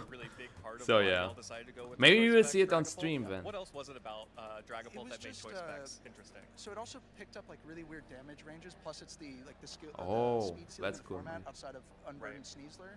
So you could outspeed a lot of mons. Also pick up a lot. Gavin of made KOs cut. with Helping Hand with Electabuzz, Kishka with beat Tergo Shadow Ball, Keanu. as well as Draco Meteor. Kian made And cut. it just puts on like that immense like pressure. And Wyan made like cut. Physical Pult's good, but Diego made sometimes cut. it, like, misses things. Copeland Dragon Darts, made Dragon cut. Darts is a really good move. A lot of times if you Blake get made pinned, you're cut. stuck, and Phantom Force is like okay, because it takes 2 Len turns to made go, and cut. the opponent can adapt to that. Yeah. Meanwhile, like with Specs, I could just tear Strong top cut. blow something Yeah. up. The other thing is a lot of people don't know the ranges of it. So like you can go on ladder and play with Specs Bolt, and someone's like, "Oh, I lost a Specs Bolt, no big deal. I don't have to worry about this." And then next thing you know, it's coming at you at the regional. Choice Specs pulled. Yeah, oh, I lost to a rogue Pokemon, Right. rogue item. I'm not actually gonna have to worry about that. 100%. Absolutely. And Did it he say showed Vogue Pokemon and Vogue item? That is crazy. why it was so powerful in that set. Extremely cool. What was the process like building that team? So the way it started was I was starting on my own Gambit balance. It had like whoa, Bastion, okay. Cheeseman, I Dragon thought Knight, he and I said was working whoa. with my friend Rhett. But I would talk to Patrick and I'd be like, hey, what do you think of this idea? And he's like, oh, I tested that like 3 weeks ago. And I'd always feel behind. And eventually I was like, why don't we just ask him and skip the 3 weeks? And so I asked him, he said, gladly, come on, join on. And so we've been working on it over the past couple months. Okay, all games Before complete. this tournament, I was actually skeptical of the team. I was a little worried. I was actually originally planning to run on Mikhail Kelsch's team, his 6 with Michael the Magmar. Kelch match. But as That's all, like all this build up for this one moment. Damn. I started playing more, I felt like people were starting to come up with more defined game plans and counters. Yeah, we are And I felt 26 like I players in wasn't gonna cut, go into this which tournament means the because top Dragon 6 Cult get a seems like bye. the main part of So it. every night, And isn't that was gonna be nice? everyone. It's a clean And cut. I felt Like, I noticed in day two- every 9-1 player gets a bye, and every 8-2 player has to play an extra round. Isn't that like amazing? To have like this super clean cut.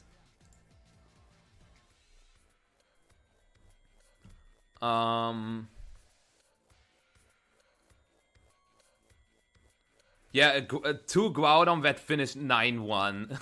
And a Kowaidon Dondozo. Man, come on. And then Aaron Brock's team and Montana's team are also very similar. As you can see, Pau, Zama, CSR, Amoonguss, Raging Bolt, and then either Tinglu or Willaboom. Carrie actually finished as first seed. Okay, let's see. What are the matchups we get?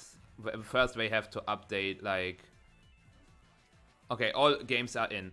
So, how this works. We've got Ryan Hake against Joshua Denk. We've got Emilio Forbes against Dominic Fogel.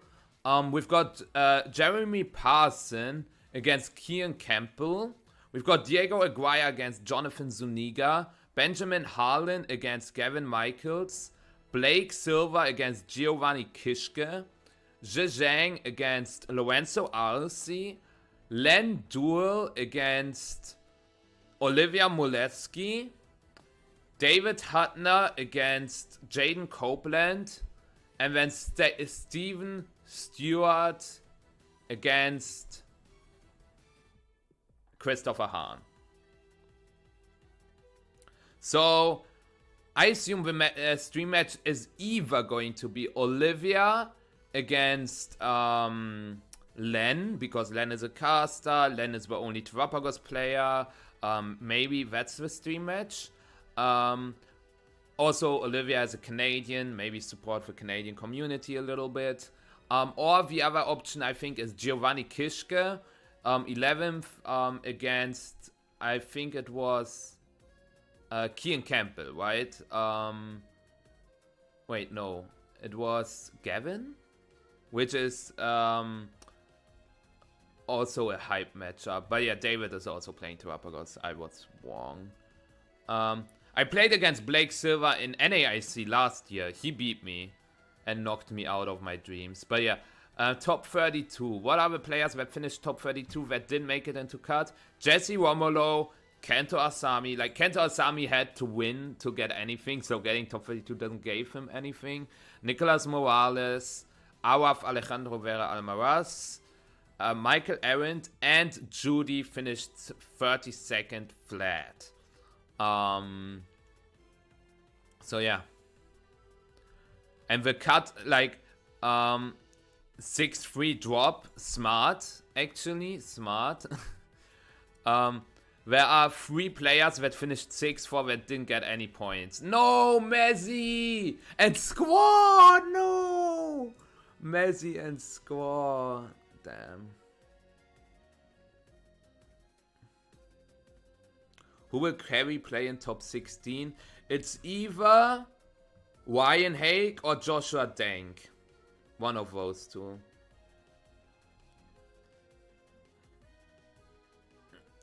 Like, I already have this whole tournament bracket in front of my eyes. David Hutner's my guy, goes to my locals along with Jungsi. Nice, let's go. Groudon vs Kyogre Grand Final. Can happen. Sam Tepner played a similar Dozo team. Yeah, he did. Yeah. So let's see. But yeah, Christopher Hahn, despite being so young, he had a stellar season. I think he's actually top 10 in the leaderboard right now. Let's take a look. So he finished top 16 in Atlanta, top 64 in EUIC, top 32 in Toronto, and top 8 in Baltimore as well. Like, I think he's currently top 10. Let's see. So before the event, he was 20th. So after the event, he could very well be top 10. The Hans are cooking. They definitely are. Nah, please no wheezing. Not another wheezing in the finals. But yeah, it's really interesting to see who will make it to top 8.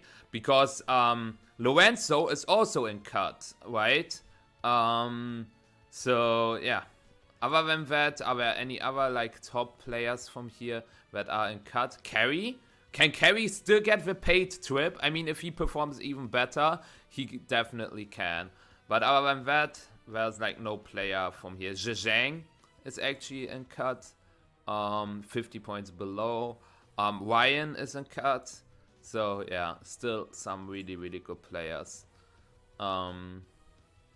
Who gets the paid trip? It's a race.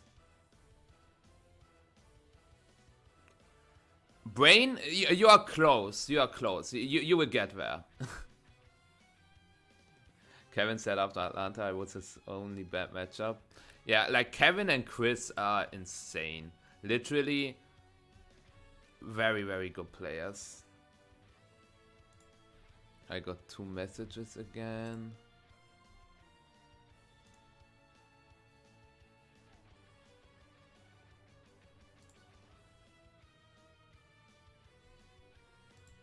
Okay. He's winning NAIC, so yes. I guess. Just get top 2. Top 4 is enough, Dominic, actually. Top 4 is enough to get an auto invite. I just use Leech, see Kelly Ice. Yeah, what are the teams in the cut? Let's take a look. So we've got Kyogre with Kelly Ice, with Seed Bomb Kelly Ice. Who would have guessed that one?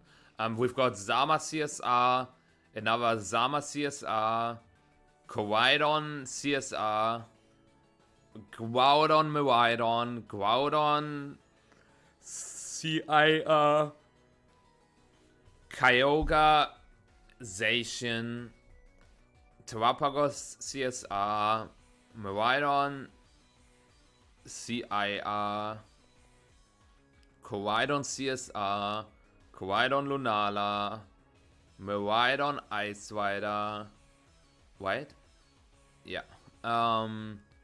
Zama Shadow Rider, Miraidon Ice Rider, Zama Shadow Rider, Miraidon Lunala, Zama Shadow Rider, Miraidon Ice Rider, Kyogre Zacian, Zama Shadow Rider, Kyogre Ice Rider, Kyogre Ice Rider, Kyogre Shadow Rider, Pagos Shadow Rider, Miraidon Ice Rider, and Zama Shadow Rider. There are so many Shadow Rider in cut. Wow. I feel like the top cut usage is like Shadow Rider first. I think there are actually more Kyogre than Miraidon as well.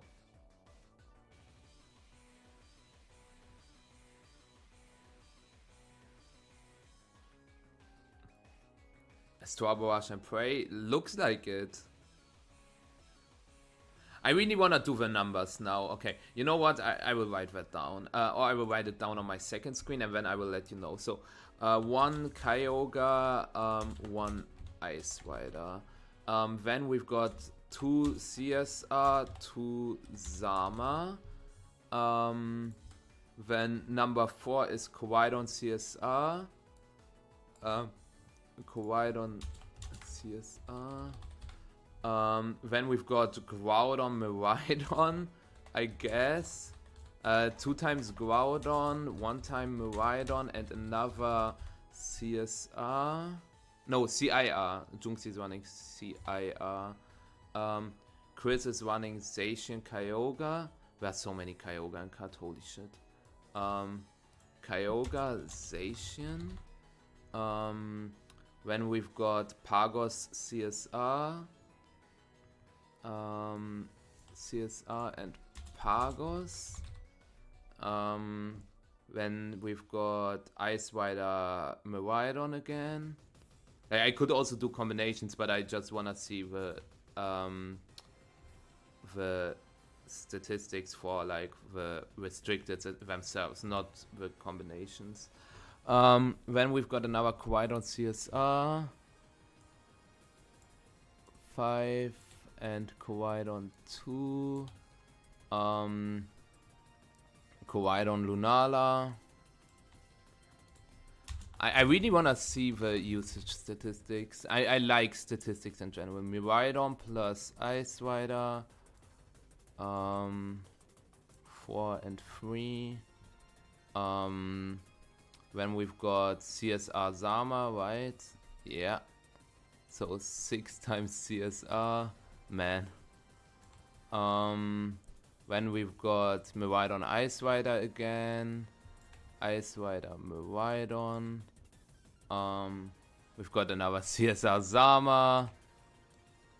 And then Ryan is running Miraidon Lunala. Actually, there are way more Miraidon than I anticipated. Joshua Denk with CSR Zama, right? Yeah. 8 CSR already. Dominic Vogel, Miraidon Ice Rider. Okay. Kian, Kyogre Zacian.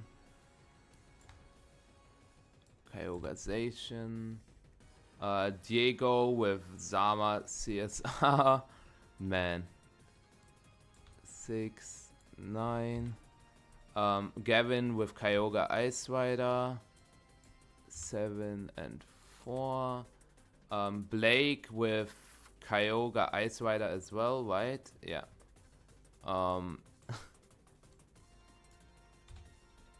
Lorenzo with Kyogre and Shadow Rider.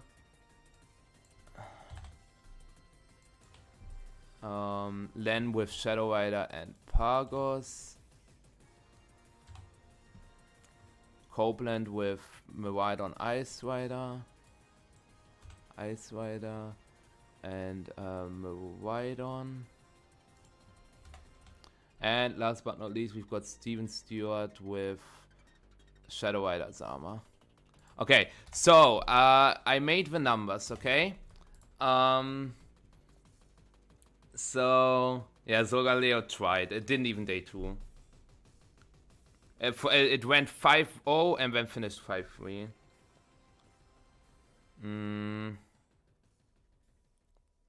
Yeah. Just Whimsicott instead of Weezing. I mean, it's a strong team. But yeah, so I will start from the bottom, okay? Every restricted has at least 2 appearances, okay? Every restricted has at least 2 appearances. And the Pokemon with only 2 appearances are Lunala, Terrapagos, and Zacian, and Groudon. But the Groudon players are both 7-1. Not 7-1. They both are in top 16. They both have the bye, which is interesting. Then we've got Kowaidon. There are 3 Kowaidon in top cut. 3 out of 26. So a little more than 10%. And then it's a huge jump. The next most used restricted is Kyogre. Kyogre is being used 6 times in top cut. 6 Kyogres. Then there are 7 Miraidon and 7 Zamazenta. There are 9 Ice Rider and in the end 12 Shadow Rider. Out of 26 teams. So almost 50% Shadow Rider. No Koraidon in top cut. As I said, there are 3 Koraidon in top cut. Hi Roy, how you doing? I know it's like the do or die tournament for you, right? It's pretty much either you win or you win. Like, you don't have to win the whole thing, but you have to get some points. And I hope you do, because you're a great guy, so I think it will impact Bologna though. And hi Simon, was geht? Terrapagos in top cut. And Koraidon, no. There are 3 Koraidon in top cut. Guys, please stop trolling. We've got this Koraidon team from Justin 1, which is in top cut. We've got Zhejiang in top cut. And we've got Giovanni Kishka in top cut.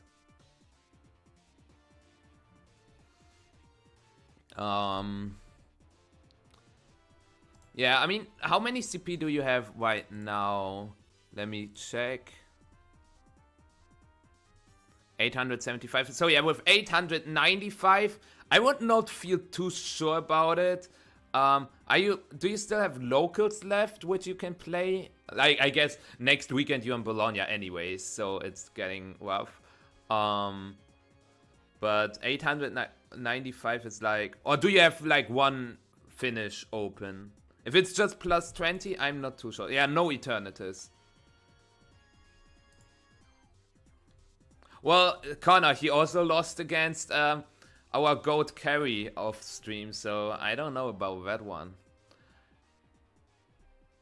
But yeah, I should get some sugar in. Okay. Where's Wolfie?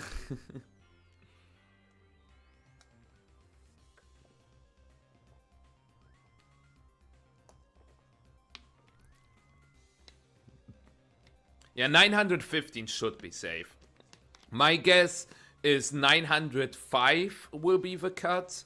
But like, it's important to not pressure yourself, okay? Do not put pressure on yourself. Like, you should not go into the tournament thinking, okay, I have to get this results, otherwise I'm cooked. Because then, once you lose your first round, your mental, you cannot take it. Even if you say you're mentally strong, it's tough to recover after one single loss, because deep down you will think, oh, if I lose again, it could be over, you know? Like, mindset is a very important thing. Dominic, we will get you registered and we will get you some time. Easy. But yeah. So the pairings are probably up already? Yes. And as I said, all the X1s get the bye, and all the X2s have to play. I'm really curious on which set we get for the stream. Vote Dominic for Bologna. Real. But yeah. I feel like this tournament gotta be cap, right? This is the biggest cap VR tournament we've had in a while.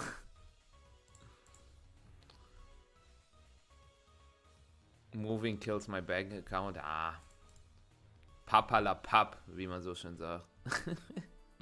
Nah, yeah, that's obviously more important.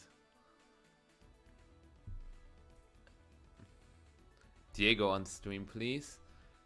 Who is Diego up against? Diego against Jonathan Zuniga. We haven't seen any of them, so it's possible. But I feel like it could also just be Kian against Jeremy, or Olivia against Len. I would bet on these two. I'm only playing Worlds, and it feels so weird to not have any events coming up for 3 months.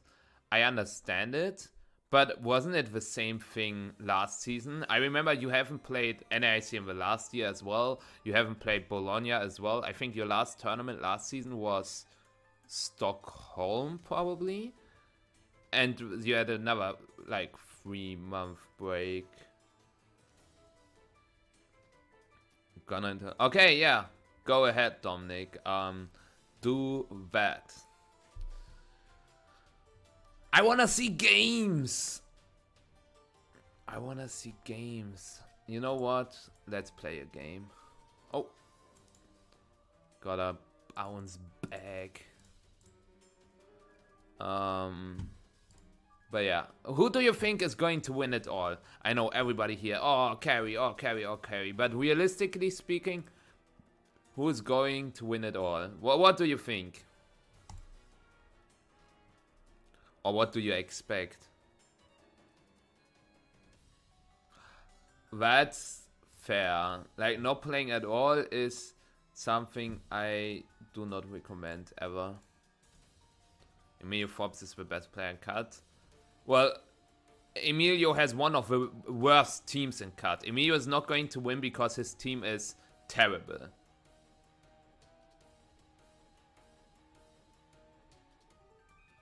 Burn. Damn.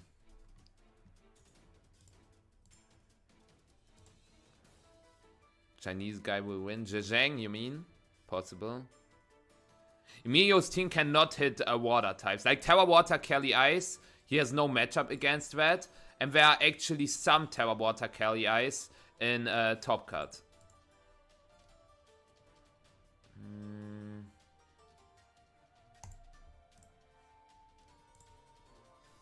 I will calc that.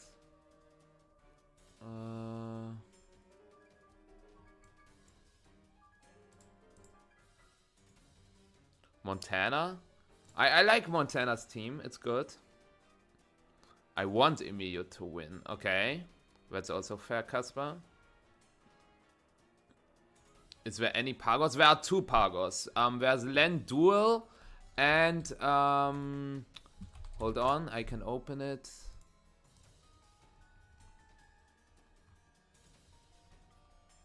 Wasn't there a second Pagos?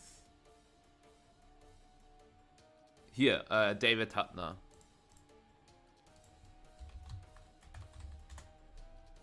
Mach Punch is a roll. What if I don't get it?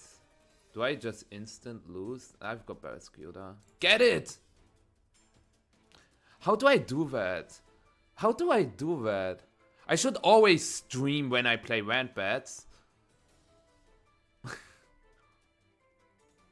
So much sun in high tables, yeah. Like a lot of sun already in top 16. Like both Groudon players, for example. Oh, he's with subset. I could have clicked Bullet Seed. Sub was such a terrible play.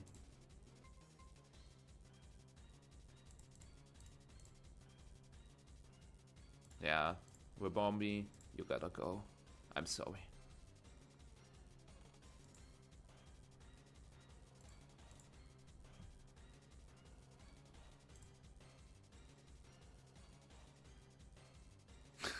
Real Tiaover. So real.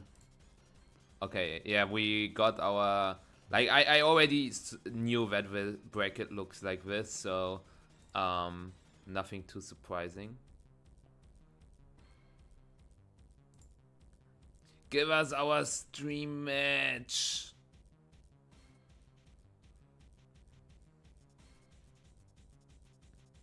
Did I show something interesting on stream?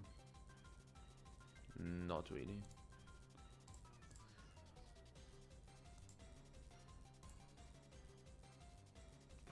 Okay. So he is playing slow. The stream is also playing slow. We need some fast-paced things.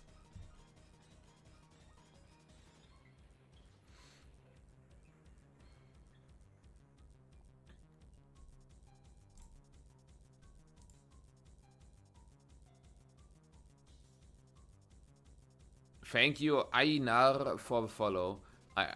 Okay, Golurk.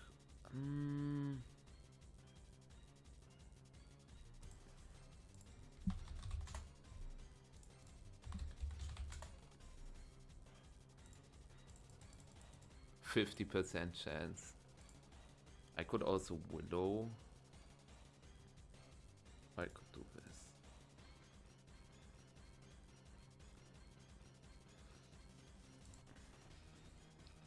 Rampage Blitz.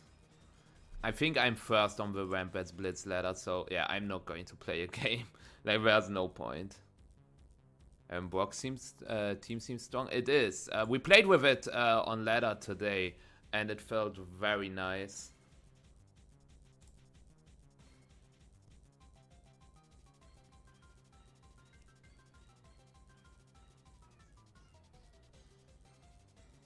I could have just CC'd, man. Like, not that I care.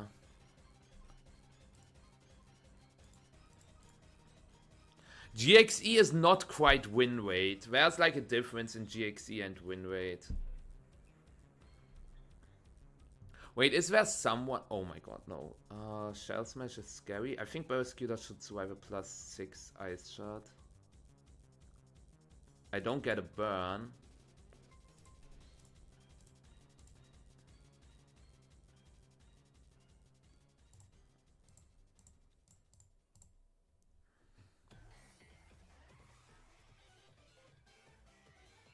I personally hate Groudon, but this is one of the better Groudon teams for sure. Exactly what Patanoso says. It is very interesting how that's calculated.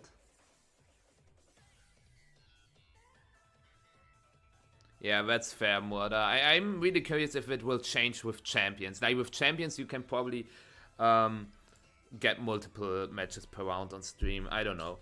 Also, can somebody pass me on the Benville ladder? Like, what are the best? Like, Carson, Luca, Wiley, Joe, no, none of those pass me. Like, Gavin? I guess if Gavin wins the whole thing, since he's in cut, maybe Gavin can pass me. Gavin Michaels. But that's it. Yeah, that's it. Like, all the other Americans are not that high up.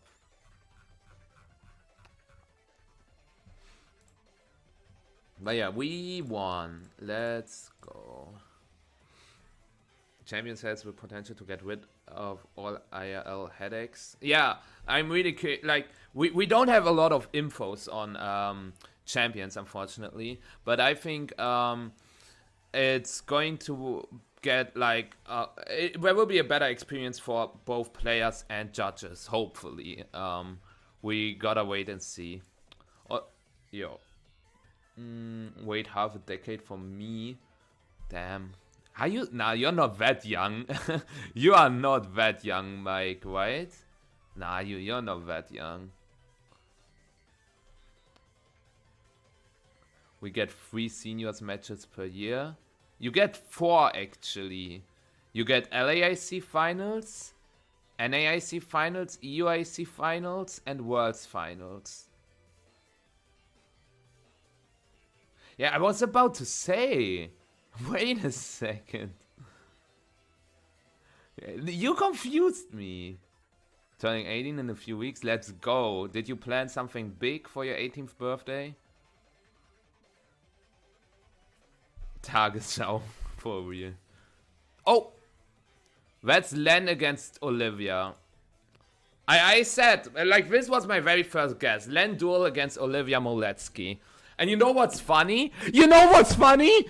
Olivia plays my team and Olivia plays against Pagos. And you remember what I said at the beginning of the stream? Since that building group made the change to Choice Scarf Urshifu instead of Choice Band, Pagos becomes near unwinnable. And this is a Pagos matchup. I'm really curious, like, I wish I could say I have so much experience in that matchup, but I also don't because we have no matchup prep. But you know, I will get there. But yeah, Len, top 16 Sao Paulo, top 8 Columbus, 2012 and 2009 regional champion, and Olivia Fort Wayne top 32, EUIC top 256, and regional top 64. And like Len has won a regional 2009. 2009. That was 16 years ago. This is insane. I want to see, like, can Olivia qualify for Worlds? Like, I didn't want to log in. Canada. Olivia Moledzki. Yeah, she is qualified for Worlds. Let's go. And what about Len? Is Len also qualified? Does anybody know how many points Len has? I mean, with the LAIC finish... Okay, yeah, he's at 869. With this regional, he should have locked the invite. But yeah, that is just my team with Choice, Scarf, Tower Water, Urshifu instead of Choice, Band, Tower, Ghost. No other changes.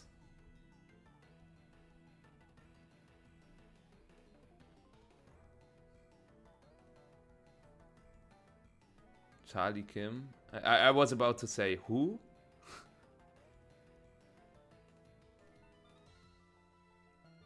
Yeah, Len was the person who always ran Tyranitar, Garchomp, Goldengo. Every single regulation. Like, literally every single regulation, Tyranitar, Garchomp, Goldengo. Not Goldengo, Corviknight. Did I say Goldengo in the first time? I meant Corviknight. Tyranitar, Garchomp, Corviknight. But yeah, I think the matchup is rough for Olivia. But a well-positioned Urshifu can still win her the game. And as I said, like maybe with Leech, like with Choice Scarf, Urshifu, Leech seeding, Terapagos is more of an option. But yeah, here we have Len's team with Power Whip on the Ogapon, not knockoff. And you know, like this is it's Earth Power Terapagos, by the way, not substitute. It's Earth Power. And Power Whip Ogapon is a headache for our team, and Will-O-Wisp Calyrex as well. Like we were betting on all the players with Pagos not running Power Whip Ogapon, but knockoff Ogapon instead. But Len just doesn't care. Or he made the adaptation. That's also possible. What would you lead as Olivia? I would always lead Kelly Ice Incin. This is top 32 Maxi. Basically the extra round, you might call it. So yeah, yo Simon, thank you for your prime. Really, really appreciate it. Thank you so much. Means a lot. Thank you. Yeah, Terapagos Willow-Boom, but the Incineroar has a faster fake out than the... Yeah, and Intimidate before Grassy Search? Intimidate before Grassy Search? No! Give me the Intimidate! Yes! It's Max Speed Incin! Yeah! Turbo Incin! Woo! And I already know what Len is going to think. Like, this is the easiest turn for Len. Protect Terapagos, switch to Incin with Willow-Boom. Like, Olivia cannot really punish that. Also, this Incin has 2 more HP than our Incin. That is cope. Anyways, so this is going to be an Incin switch protect. I don't like that play from Olivia. Oh, it's an Incin switch protect. Man, Pagos players are so predictable. Oh, it's Incin. Wow.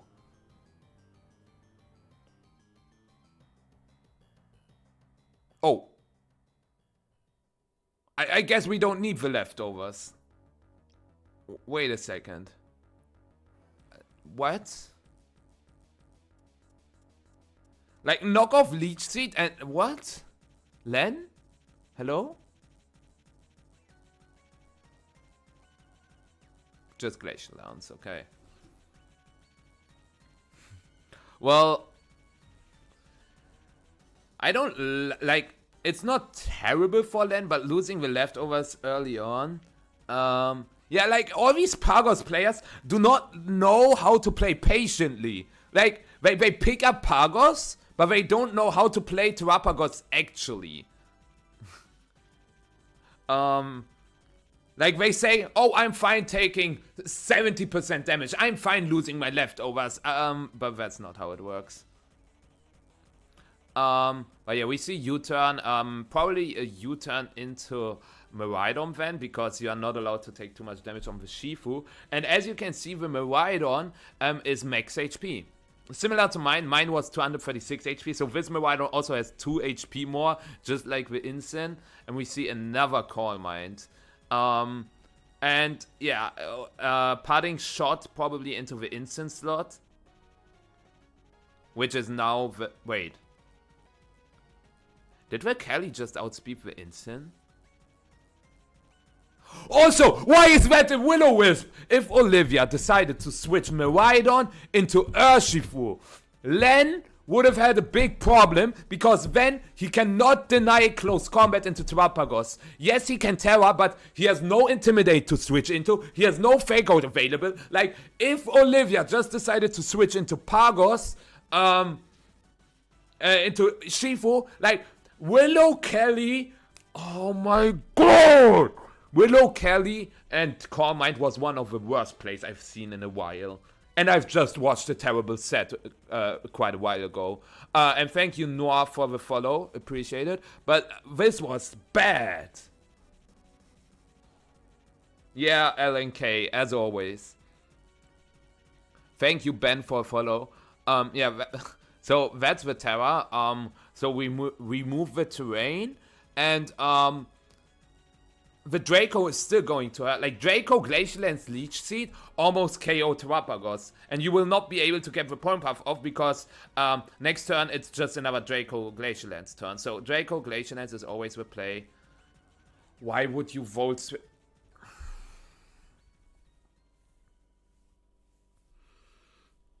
Oh...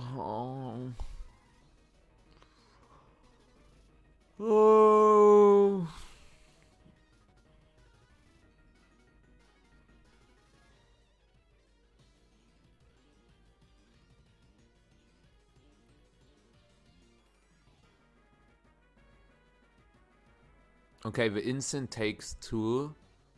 I was not too sure if Instant takes 2, but yeah. That was damage.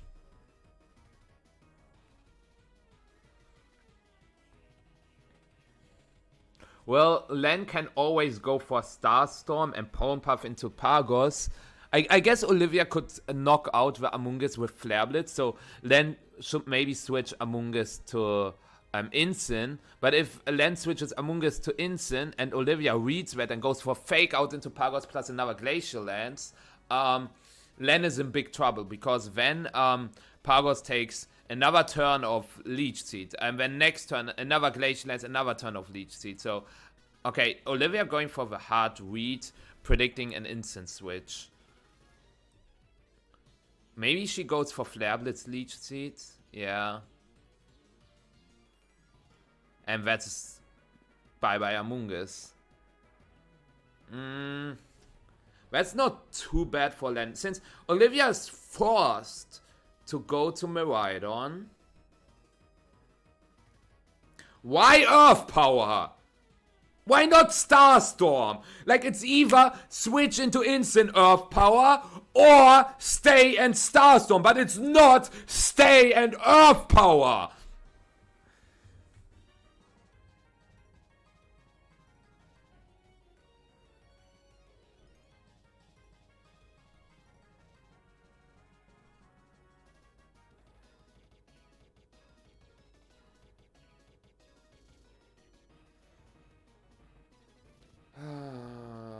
It's a beautiful day outside. Birds are singing.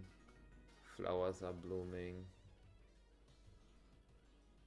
I think if I lived in NA, I would have already won 10 regionals.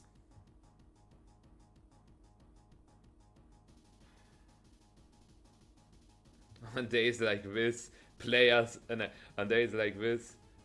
like them should be... Finish with sentence. Anyways, Urshifu is threatened by Fake Out. I think if Len wants to get a guaranteed knockout on the Shifu slot, Len could just kick Fake Out Earth Power. That knocks out Urshifu, and it would also knock out Miraidon on a switch in. But I feel like Olivia is not in a terrible position. Like, depending on what Len goes for.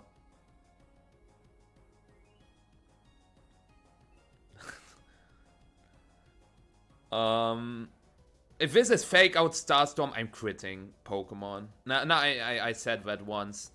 Okay, it's not fake out, it's just Starstorm. So if Shifu could have just attacked, it's with Starstorm Woodhammer into Calyrex, but that doesn't pick up the KO. Oh, it's Utah.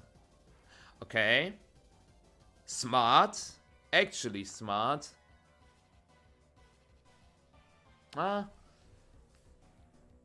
It's going to get really close because I guess Len can always click Fake Out Miraidon and Starstorm. Like, that is risk free. So Olivia has to protect Ice Rider, and Olivia has to decide, does she wanna toss Shifu or does she wanna toss Miraidon? Like, one of those is going to die here.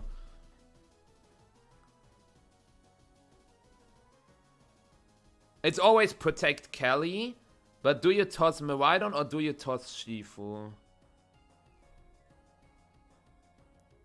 No. Yeah. No. No. You die to Starstorm. When you have a 1v3, you can have a 2v3. You can have a 2v3. Yes. Protect. Protect. Protect. Protect!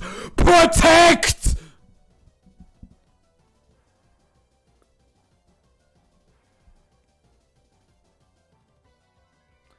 No, Mike. Without Grassy Train, it would have not KO'd. Oh my god. Did she do that on purpose? I think she did that on purpose. Wow. Biggest bait of all time. Oh wait, what if Starstorm doesn't pick up the KO? It should. It's +2. Yeah, it should.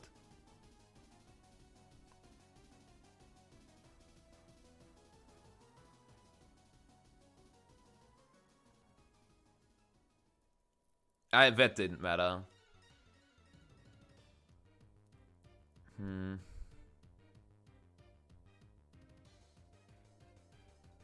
Yeah, like, she really messed up in the mid game.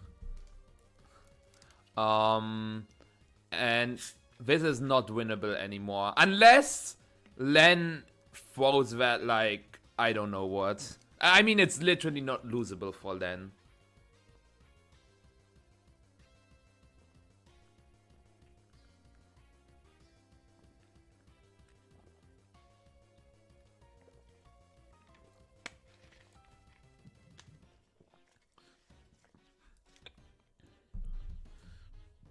I mean, Len could technically almost click everything to win. Like, I would always just click Starstorm and Parting Shot with Ursh. Okay. I understand the double protect attempt and going for searching into Instant. Because let's say Olivia gets the double tagged. When Olivia gets a double knockout here and then it's Calyrex against Rillaboom. What do you think? Who would win? -3 burnt Calyrex with lefties or Rillaboom? I think it's always Rillaboom. Quit CC? I don't know what you're talking about, Ares. So yeah, both players made some really bad mistakes. Yeah, Willa should always win. I guess if Olivia gets a Glacial Lance crit, probably like after Woodhammer recoil, maybe Glacial Lance, a single target Glacial Lance crit could knock out the Rillaboom. So I respect the Searching Strike's double protect into Glacial Lance crit attempt. It was a lot that was needed, but if you have a chance, you should always go for the chance. But yeah, I think the Mon choice from both sides was correct. I read in the chat, no CSR question mark. CSR isn't that good against AV Instant, Max HP Miraidon, Choice Scarf Urshifu, and Kelly Ice. Like, Among Us is super important to maybe redirect the move from Urshifu. And also, as you saw, it's just not bad in general. MDB, do you want to move to NA? For regionals, yes. For other reasons, no. Well, I would say, like, being the best European player is cooler than being Wolf. No, probably not. Len is the caster guy. I guess you could call him the caster guy. But yeah, he casts a lot. But he gets his World's Invite. Okay, no results yet. The good thing is, if this set takes a while, we might get like the next set soon after, and we don't have a long break.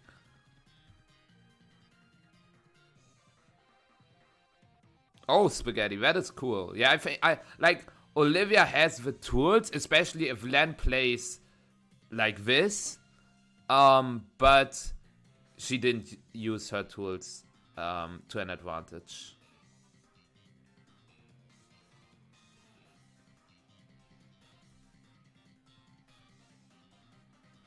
Yeah, Connor, you're young. You're young. You're young. You wouldn't understand. Yeah, but like Lando is not terrible. Like with Taunt, it's not bad. You can Earth Power the Insane. You can Sludge Bomb the Willa. But the question is, like, you cannot keep Insane behind. You cannot keep Miraidon behind. You cannot keep Shifu behind. Okay. What is that adaptation? Why is Shifu lead the adaptation? Like, I expected a lot, but why, like, yo, Blaine, good evening, Spiegel, anyways, that lead doesn't make sense. I guess Len cannot fake out both targets, so you either get the Glacial Lens.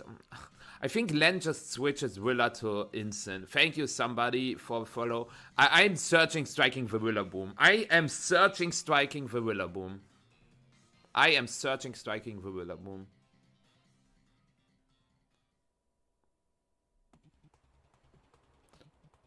Damn. Okay. My bad, big dog.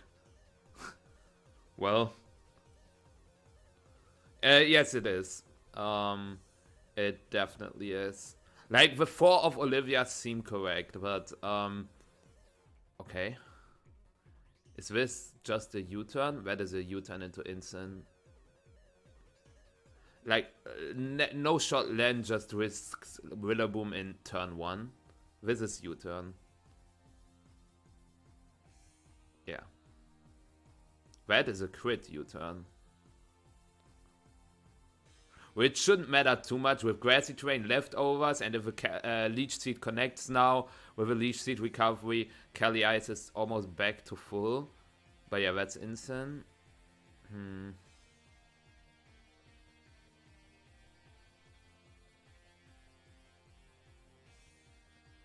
Leech Seed can miss. Always keep that in mind. Leech Seed can miss. I think this is the Gen 6 Gym Leader track. I really like that one. So yeah, Grassy Terrain, Leftovers, Leech Seed. I feel like Olivia has a rather safe play. I would always switch Kelly Ice to Miraidon and knock the Pagos. Like, that seems just like the overall best play. Or we just lock in our move in 3 seconds because why not? Like, this is also not a terrible play by any means. Yeah, like in the Choice Band Ursh matchup, you should use your Ursh to get as much value off as possible. But since this isn't Choice Band Ursh, especially with Terra Ghost Ursh, right? You can Terra against Rillaboom. Why does Len go for Will-O-Wisp again? Len clearly does not know how to play Terrapagos. Len clearly does not know how to play Terrapagos. That is a crime and a shame. You know what Olivia can always do here? Draco U-turn the Instant. Draco U-turn, even if Electric Terrain gets turned off, always KOs Instant, and Draco U-turn also KOs Rillaboom switching in. So, why Volt Switch? Do Miraidon players only know the button Volt Switch? I think Vote Switch was my least clicked move in my Utrecht one. And that's why I won the regional. Because I know how to play with Miraidon. Man.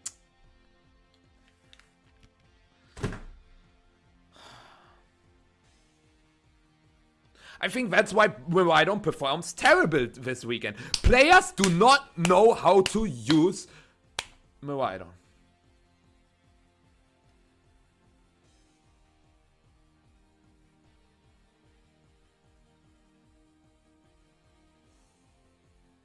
Like, both of them do not know what they are doing. And that makes this so funny.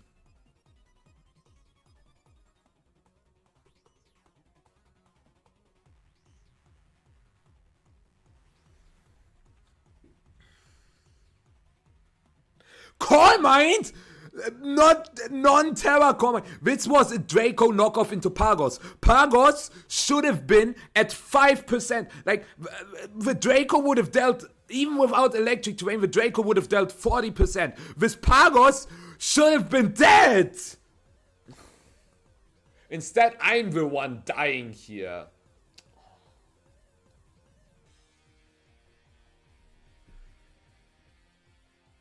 It was actually Gleam, yes. Gleam and then Electro Drift. Miraidon players, like... Oh... I told my sister she shouldn't have. Now, if you don't know what to do, click Dazzling Gleam. I guess Dazzling Gleam would have been really bad in that spot. Also, why does Len just toss his Pagos?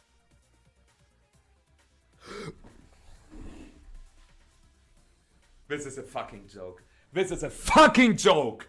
Like, this is a fucking joke. This is a joke. Like, what does he expect? That his Terrapagos gets back to full if it dies or what? Like a second life? Or what like what?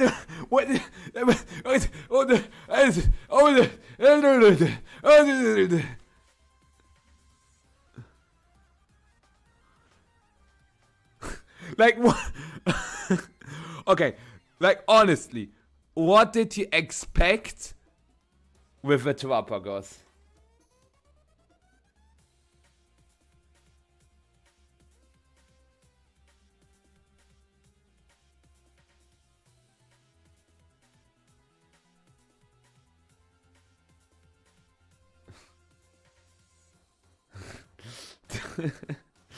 Glad to hear that, Flülings Lolle, but this is stupid. This is honestly stupid.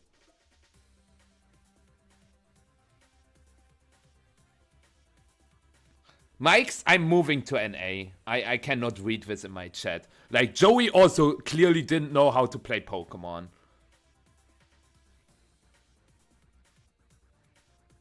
Oh, Joaquin, how you doing? Good evening. You playing NA, I assume? I assume? But you also got your invite, right?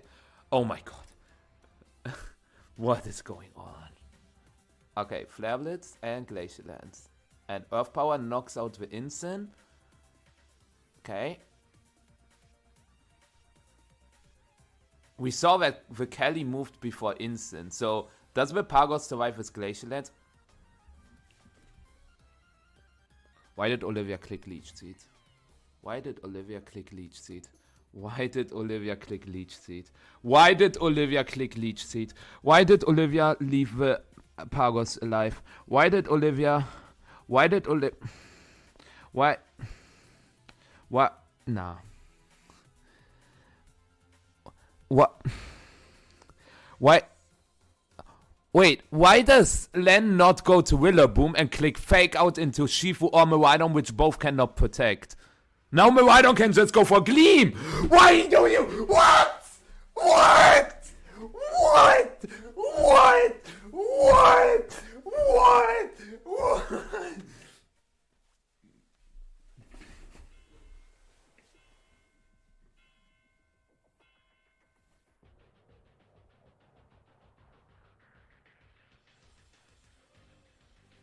I will not watch more of them. Like, I will not watch more than any of this. Like, have fun watching this.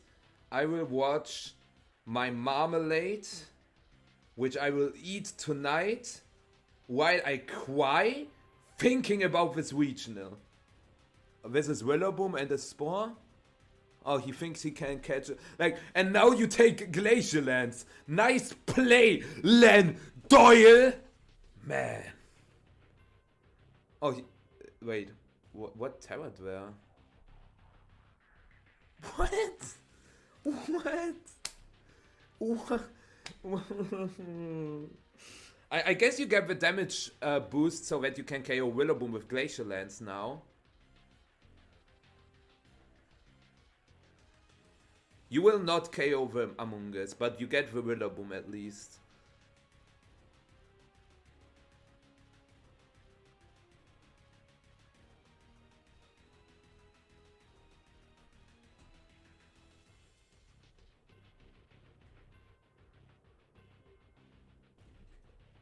Okay. I know it's -2, but I thought it does like 55.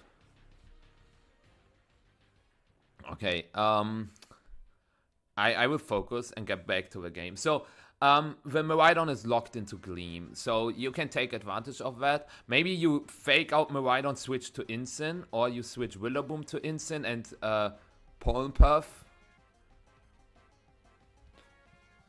But you give the Calyrex opportunities to wake up, and so that it wakes up, and your team cannot hit Terra Fairy Miraidon at this point. Oh, I see what Len is planning for. Pollen Puff Incin, and then you Parting Shot and Pollen Puff Terapagos. Yeah. Now you Parting Shot and hope that Ice Rider stays asleep. If Ice Rider wakes up, you lose. I think you still lose. Like, at this point, you cannot beat the Ice Rider anymore. Your Pagos has no boosts. Your Willoboom is very low. So, amazingly done by Len, going for 3 Core Mines.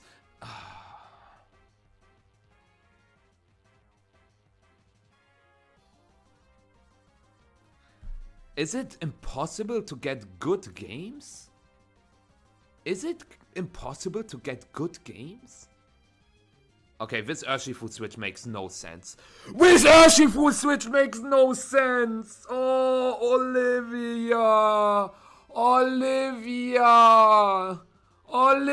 Oh my god! No, you were in a winning position! Olivia, why? Olivia! Olivia!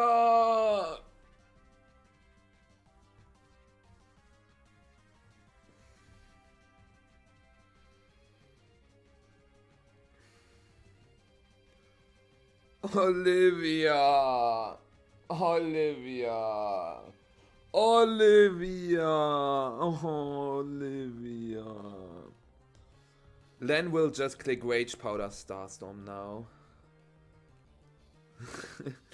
It's always Rage Powder Starstorm, come on.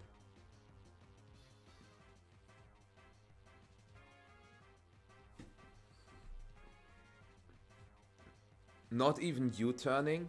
Not even U-turning? No! Wait, what? This does not KO Among Us. Olivia! Wait, what? Olivia? Hello? Olivia!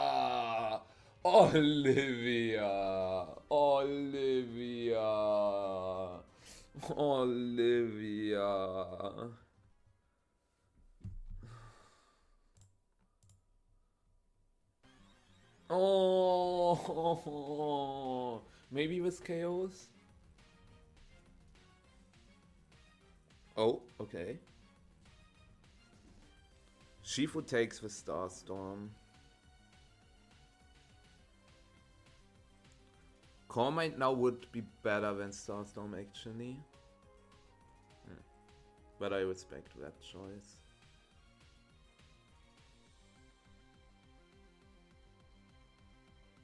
It KO'd. Olivia!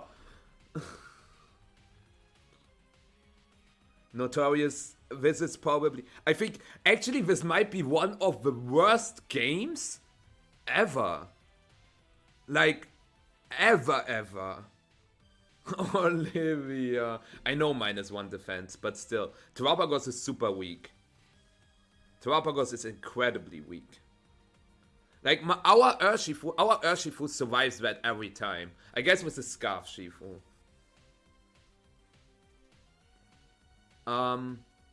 So yeah, now...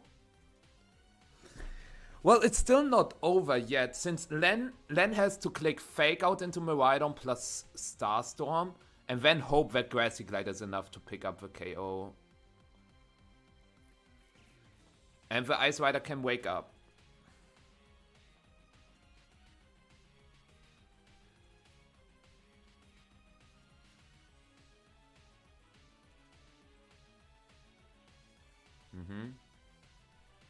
Let's see how much this Starstorm does. Does it put Miraidon in glide range?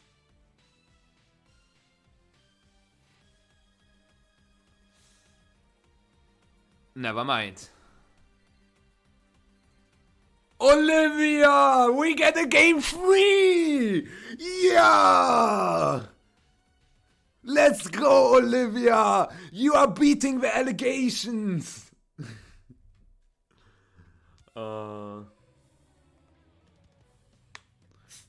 Mouse King, there's like no percentages, but yeah,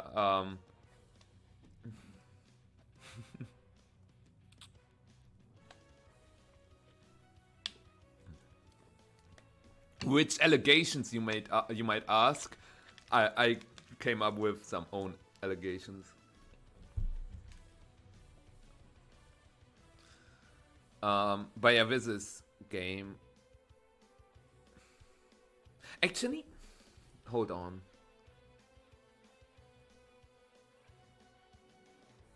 Like, Len can go for Fake Out Miraidon Starstorm again. Can Calyrex pull this around?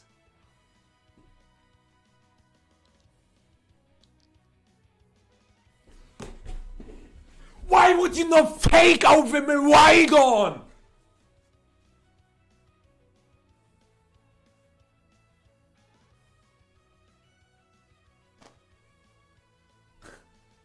Why did... This is fucking stupid. Like, you can Fake Out Miraidon, knock out Miraidon with Starstorm, and then you can Willow Calyrex, you can knock off Calyrex, like you have an Incineroar against the Calyrex. This is a joke. This is, like, literally a joke.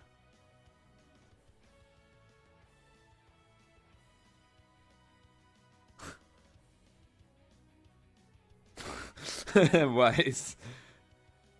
Phoenix, no, Phoenix, what do you mean? There are so many games that I know that go to timer, but this is not one of the longest games ever, this is one of the worst games ever. Like, it was guaranteed over for Len, no, it was over for Olivia, because Len just had to attack with Pagos, but then Len doesn't Terra, goes for another Core Mind, then it is guaranteed over for Len. Wait a second. Wincon spotted. Well, no. No Wincon spotted.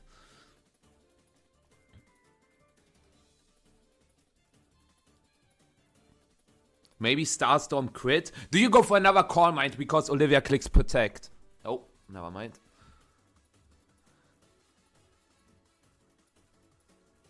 I don't think so. I guess it's single target and it's +1, but I would still say no.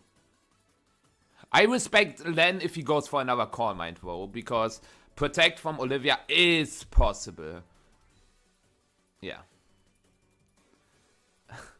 Why did Len click Fake Out into Ice Rider instead of Miraidon? Like, Fake Out Miraidon, KO Miraidon. Then you can Willow Ice Rider, then you can knock Ice Rider.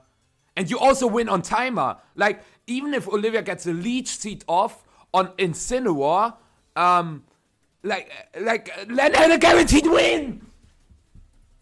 You will never hear from me again. Bye-bye.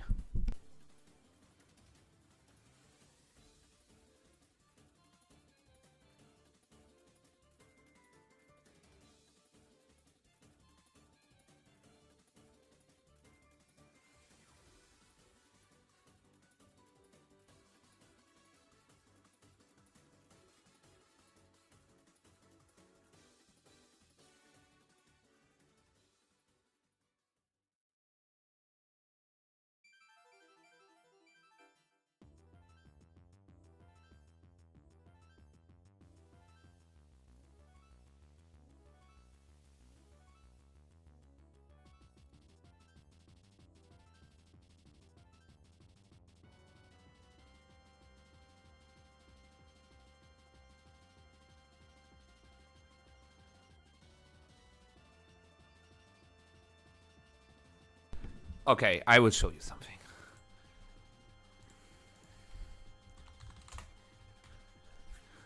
Like, literally, this is going to be me after this watch stream. I think I will literally, like, no. Wow. What a set.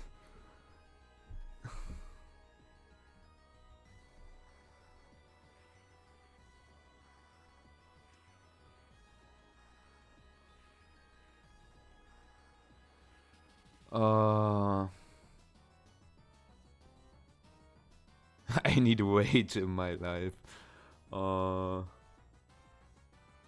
Ist ein Snickers. I don't have a Snickers. I have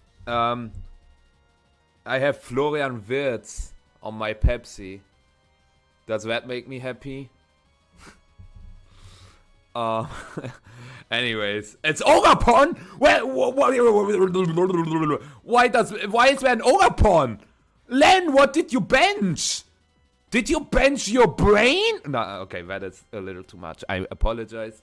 But did you bench? Nah, like, obviously, disclaimer, I mean no harm to the players, and it's all also for, nah, I will not say anything.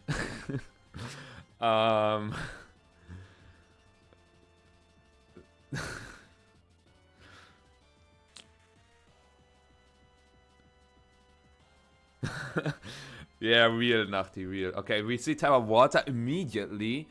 Ivy Cudgel doesn't even do that much. Like, Ivy Cudgel doesn't even do that much. And Spiky Sheep was also obvious. Like, did Olivia think that Len lets Olivia go for fake out Glacier Lens and KO Ogapon turn 1? Oh.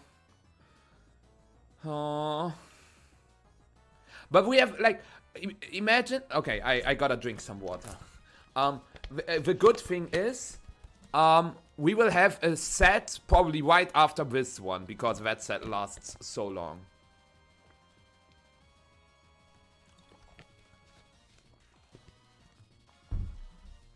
But it still makes me angry. Oh, that is Incineroar. Thank you, Biltram, and thank you, Asamuni, for follows. Oh, it's Incineroar? I'm so surprised. Oh my god. Guys, I only have one biscuit left. No. No. How am I supposed to get through the weekend? Like, not through the weekend, but through the stream. We still have a top 60 match, top 8, 2 top 4 matches, a finals. Oh my god, no. But I have to eat it. Actually, there are 2. Okay, I have one more. I have to use this wisely.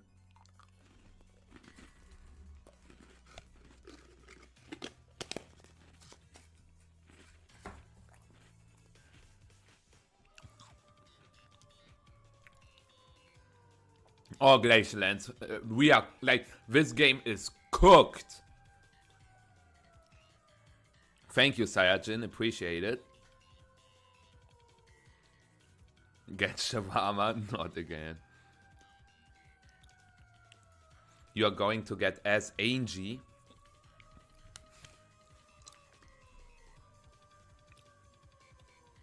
Yeah, you had to knock the lefties. But, like, now Olivia is so far behind. Like, this is fake out Miraidon and another Call Mind. Like, if Len goes for any...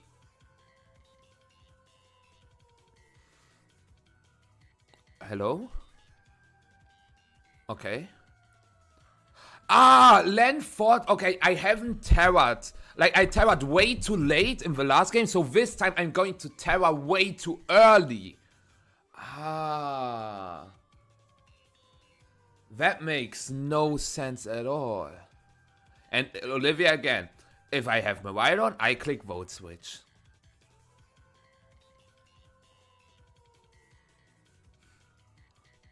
Yeah, it's over. Well, maybe close combat. Wait a second. Yeah, And that's why you had to fake out the Miraidon. I said fake out the Miraidon. And again, Len does not know how to fake out Miraidon. He only knows how to fake out Ice Rider. Does Terrapagos survive a close combat now? It comes down to this. Like, you cannot really switch.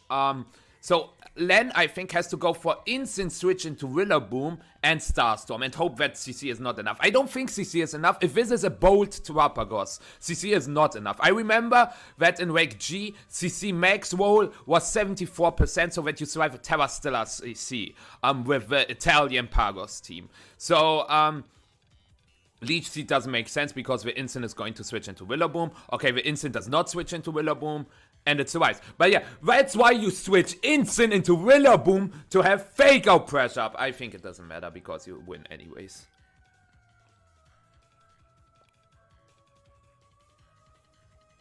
Was that a real game?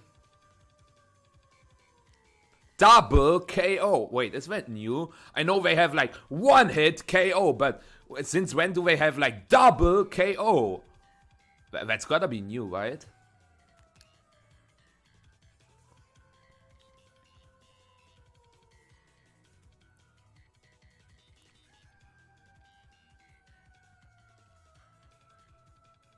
And you know what the reason was? Because we terrestrialized our Ice Rider in turn 1 when the Ogapon was forced to protect, and the Ogapon was -1 attack, so we were not even that scared of an Ivy Catcher. But no, we Terra turn 1 to get a Terra Starstorm weakness because we don't know how to play Pokemon.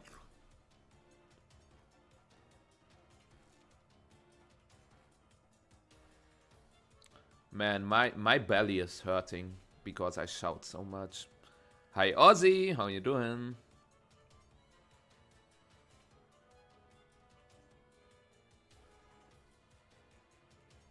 Seabed, I am not kidding. When I say NA, it's literally because NA. Dazzingly.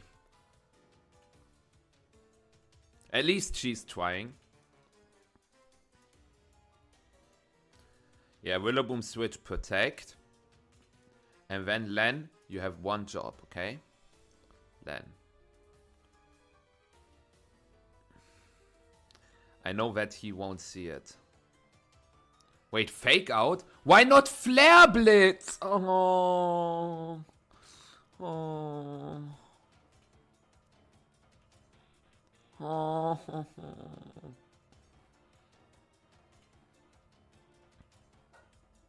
Len's best play is actually to switch to Terrapagos because otherwise he risks a crit. But I already know that he's going to stay and risk a crit. I think Gleam crit doesn't even get there. So Len always kicks Fake Out into Instant and Earth Power into Miraidon. Fake Out Instant, Earth Power Miraidon. It's not that hard. It's literally not that hard. Okay. And Earth Power into Miraidon. And that's why locking into Dazzling Gleam makes no fucking sense at all. Sorry for slurring, but yeah. At least Len saw the correct play.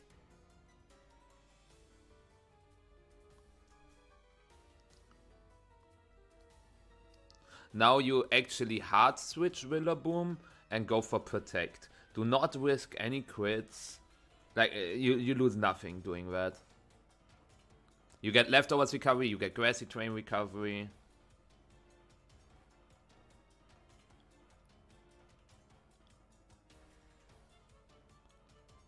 He will not do that, right?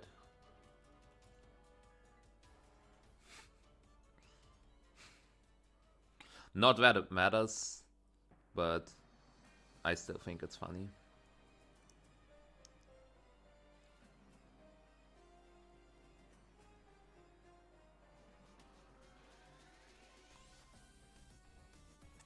Yeah, have a good time, Connor. Have a good time. And thank you, Biltram, Bonnie, Smoke, and Bingo for all the follows. I don't understand the tag. The tag was very smart, Zero. If you don't tag there, you just risk getting crit. And if you get crit, you probably still win the game. But why risk it? Like, I would much rather see safe protects. Thank you for follow, Casper.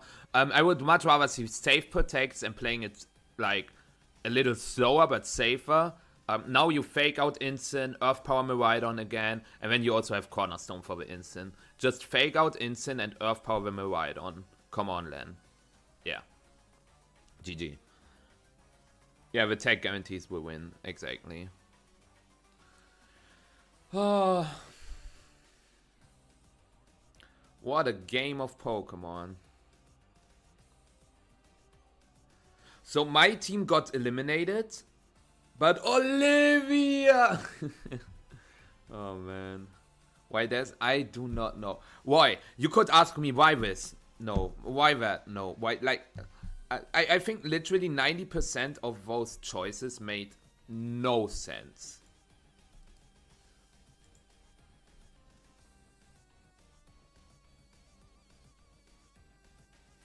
Okay, wait.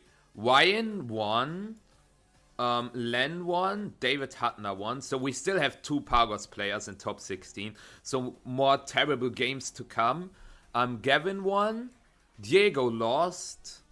Kian beat Jeremy. Polar Bear beat Blake. Darts lost, unfortunately. Lorenzo lost against Zhejiang. And Emilio beat Dominic Vogel. Do you know what that means? I will just call it my team with Scarf Urshifu. Lost in top 32, lost in top 32, and lost in top 32. My team sucks. Thank you, just the name, and Yuvuna for the follows. Are the Groudons still in? The Groudons haven't played. Like, the one Groudon is here, and the other Groudon is here. Like, obviously they are in if they get the bye.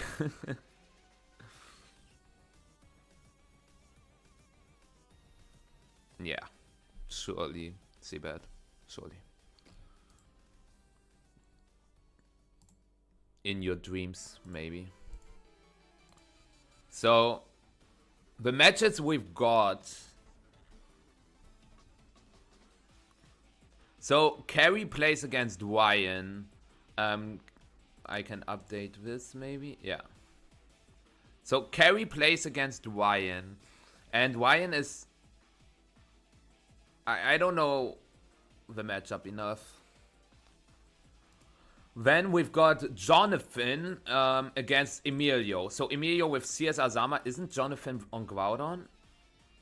No, wait. Mott has to play against Emilio. So we have CSR Zama against CSR Zama. Wait, that is almost the same team. Like, Raging Bolt, Chiempao, Amoonguss, Orapon. And here we have Raging Bolt, Life of Chiempao, Amoonguss, and Rillaboom instead of Orapon. That is wild. Well, Günther, the price you pay for using Groudon is playing inaccurate moves. Then, third, Aaron Brock with almost the same team, but Tinglu against Kian.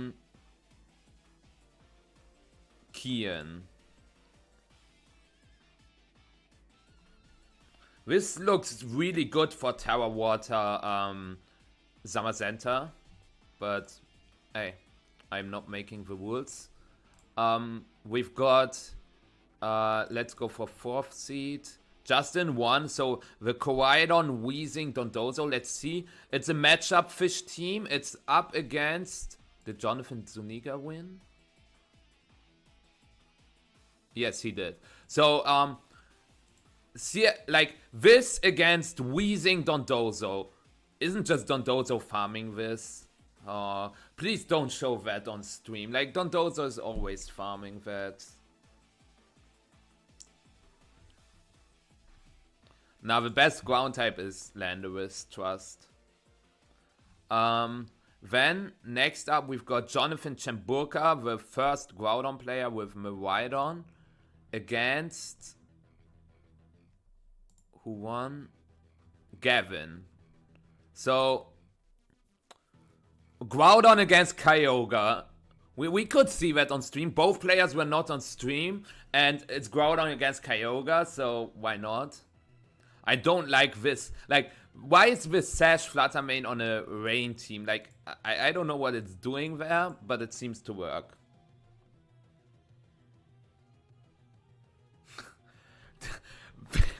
Pede, I literally exploded multiple times. All 3 games were awful. Like, this entire set might have been one of the worst sets we ever had. But glad to see that you're doing all right. I hope you have a good tournament at Bologna. I assume you're going to Bologna. I also assume you're going to NAIC. Also, I saw that your answer to my tweet, I'm winning Utrecht. Thanks for that. That's why I had more energy to win this whole thing. But yeah, like the set just now, I'm speechless. Like, both played incredibly bad. Anyways, the 6th seed, Junxi, plays against, like, the other Groudon is up against Polar Bear. Polar Bear. Yeah, Polar Bear. Junxi against Polar Bear. So Kowaidon against Groudon. That's also interesting. And then we've got Zhejiang, the other Kowaidon Weezing player, up against Steven Stewart. So Zhejiang against...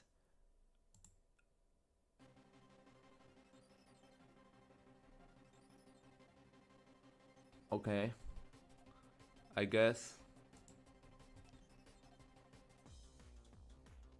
See you at NAIC. I am not going to NAIC. I am not going to NAIC. Oh, let's go, Ozzy. How was the TCG tournament? I'm running away as I'm also streaming the region. I just wanted to know what you thought about the match. That was insane. Yeah, enjoy your stream as well. Take care, and yeah, this set was just awful.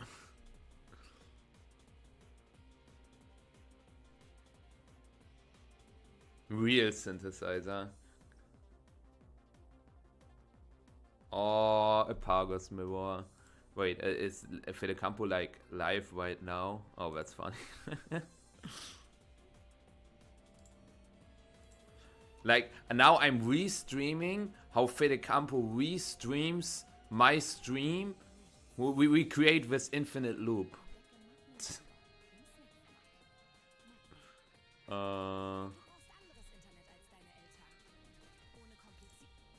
Anyways, yeah, and then the last set is Len Deuel against the 8th seed, which is David Hutner. Pargos mirror. Oh.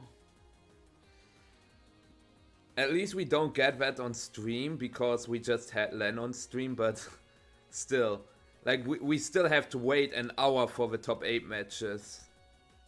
2-4-2. Okay, that's not bad. Which deck did you play?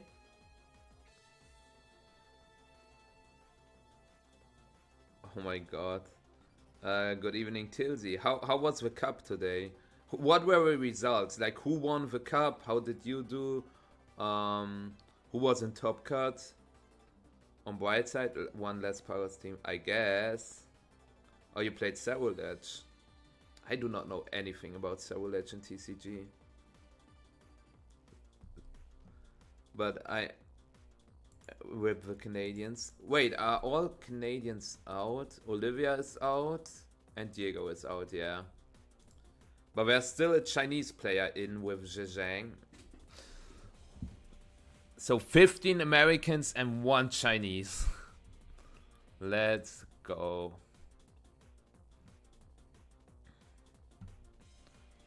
So now, after this round, who's going to win it all?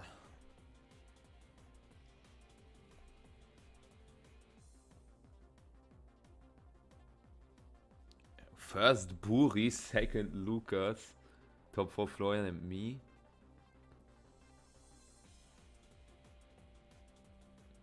Wait. So Armin did so Armin got no points. Lugi didn't get any points, and Hoffman didn't get any points. That's crazy. Yeah, I think he lived in like in Canada or somewhere. Hengye played a ton of American tournaments in the last season. Now he played Utrecht and Stockholm and Birmingham, but before, as you can see, Toronto, Louisville. But I think after Worlds, maybe he stayed there for half a year. I don't know. Go out on Gavin easily. We will see.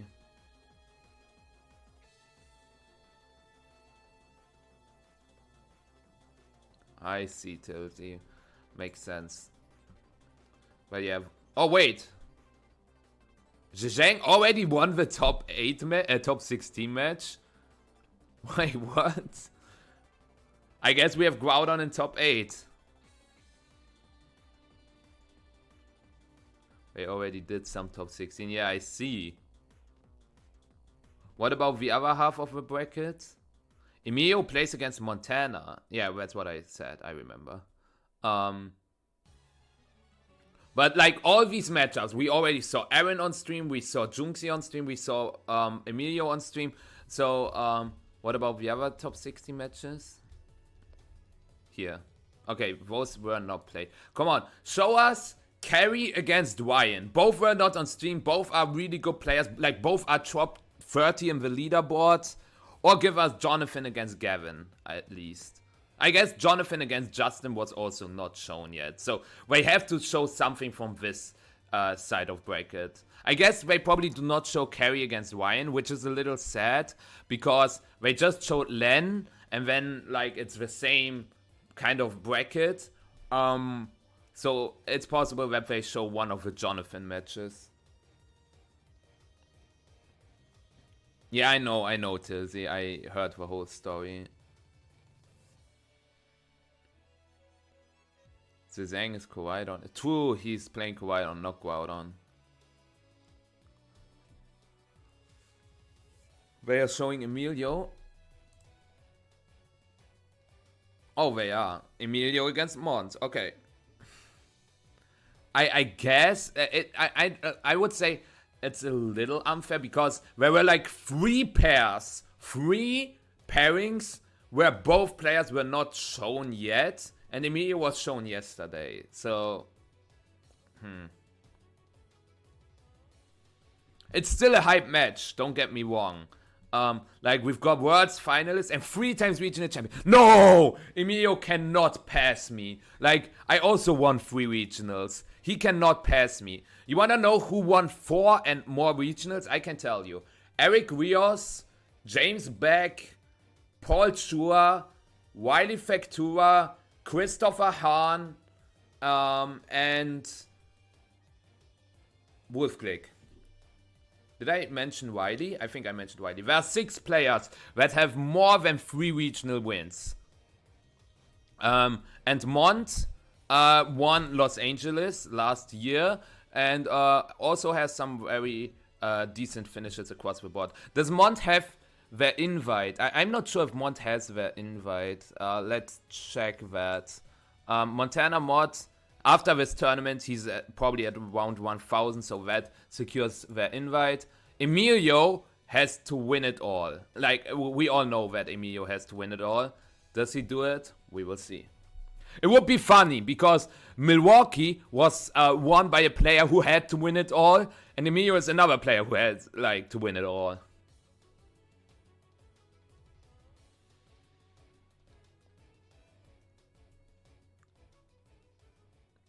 Well, I do not count in seniors and juniors wins, not because I say that they are worthless or anything. Winning in seniors is still a crazy feat. But then, isn't there this one Canadian player who won 20 regionals? No, I didn't say Christopher Hahn, I said Christopher Kahn. I can show you Christopher Kahn.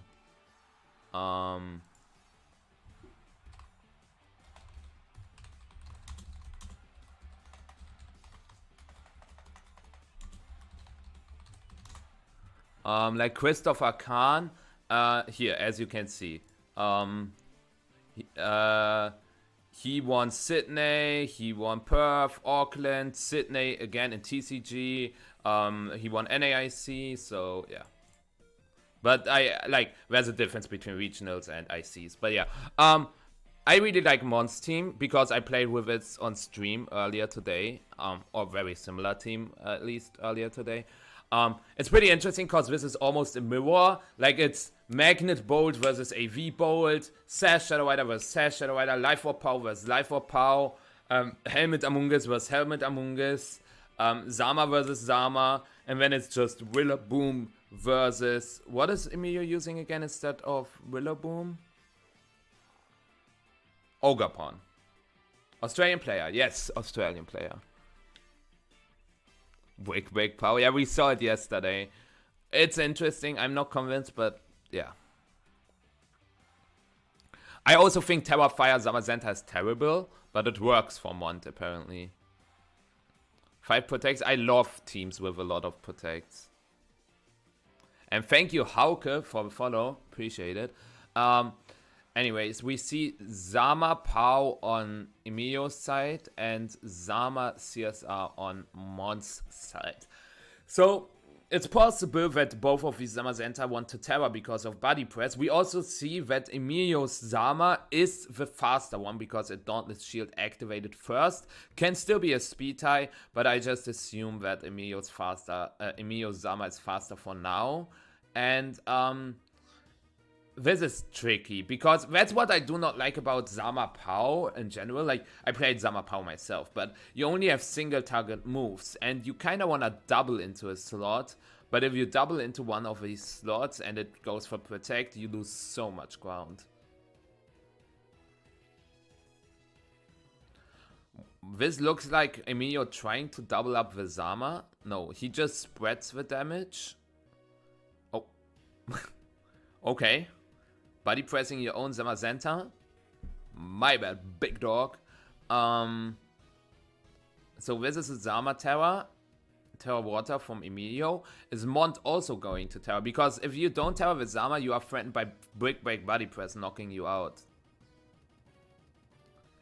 Protect is also a play because then... It's not Protect, never mind. I thought with Protect, you can go for Anchor Shenanigans depending on what move Emilio locks himself into, or like not locking himself, but which move Emilio clicks. But this turn was really bad for Mott. Like, not just really bad, it was terrible for Mott. I don't understand why he clicked Protect Body Press. For me, it's either Astral Barrage Body Press or Protect Terra Body Press. But Protect Non-Terra Body Press is a play that I don't understand. Because now, Astral Barrage will not get the knockout on either of these Pokemon. And I guess you could go for Terra Ghost. But that still doesn't knock out either of these Pokemon. So, yeah, it's just Astral Barrage. Maybe it's still a speed tie. We will find out now. I think Emilio is just faster. Oh, the battle track ended. Let me check. Oh, that's an ad. But yeah, now Mott has to go into Rilla to go for Grassy Glide into Pow, but Pow can also go for Sucker Punch. Yeah. Well, you can Anchor the Pow. So I guess now you just click Fake Out Astral Barrage. You also can Grassy Glide with Zamazenta since it went, or it clicked Terra Water. Like, this Rillaboom is actually very scary. Thank you, Fivel, for the follow. Appreciate it.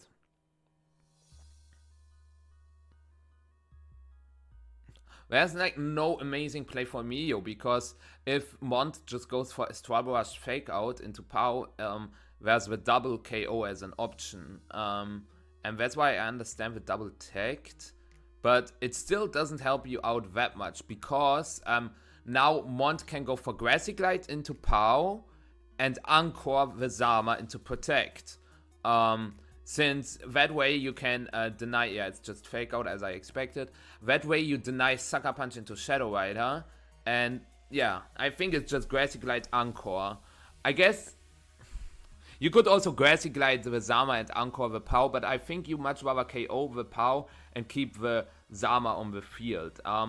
Maybe Pow survives the Grassy Glide though. This is something you have to keep in mind. Yeah, that's a KO Pow. It should be a roll. And there's still Among Us you could switch into, but I feel like the best play still is Grassy Glide Encore.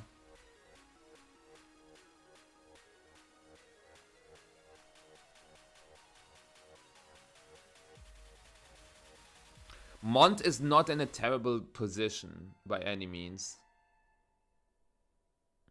And that's why we see a double switch. That double switch is very smart. Unless Mott just goes for Astral Barrage, then it's game ending.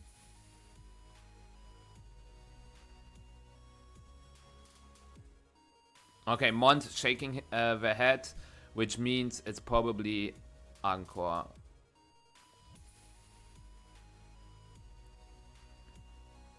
I mean, I think Astral Barraging is a fine play because there's no way the Pow clicks Sucker Punch. Yeah, like he wanted to cover his Sucker Punch, but did any of you expect a Sucker Punch into Pow, like from the Pow?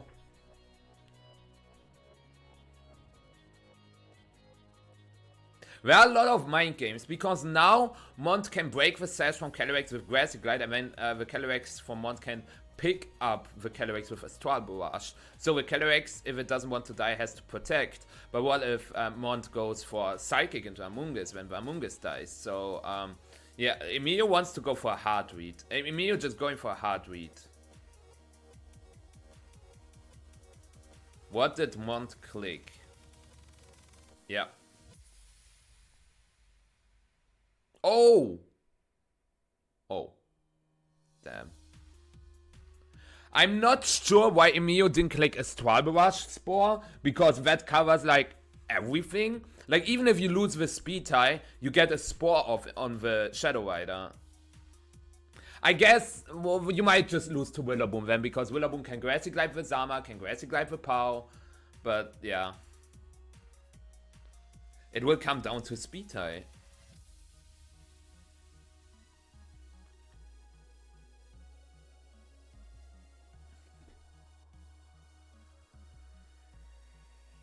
Okay, this is weird. Okay, this position is so fricked up. Because Emilio can go for Sucker Punch to KO Calyrex, and then the Thunderclap from Raging Bolt would fail. But if the Calyrex protects and the Sucker Punch fails, and then the Thunderbolt KOs the Pow, then it all comes down to speed tie. But what if a Bolt goes for Thunderclap into Calyrex and Mott just goes for a Astral Barrage? Then you have to click Sucker Punch. But you, as I said, you don't want to Sucker Punch and lose your Pow for nothing. You could also Ice Spinner and Astral Barrage. Ice Spinner the Bolt and Astral Barrage will pick up the Bolt. But yeah, it's complicated. Okay, Emilio just going for the speed tie. And Mott just attacking? Question mark. And Mott wins the speed tie, and with that, the game.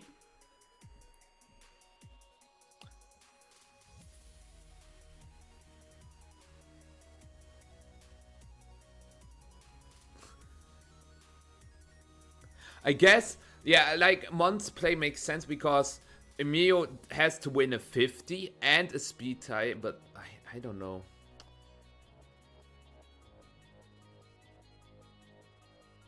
Now we will see Astral Barrage and Thunderbolt into Zamazenta. Wait. Why did he surrender? Why did he surrender? Like, the Calyrex was only anchored for 2 more turns. You can anchor, like, you can protect Zama, protect Shadow Rider, and then if you get a double tagged with both, anchor ends, and then you have Astral Barrage pressure on the board. Why did he surrender?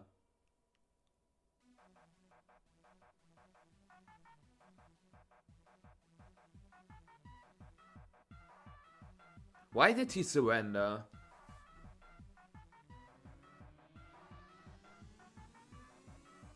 Yeah, I feel like Emilio never plays out. We also saw it yesterday against Alex Underhill, where he could have won the game 1, but he just surrendered. Now he just surrendered again. Is he, like, tilted, or...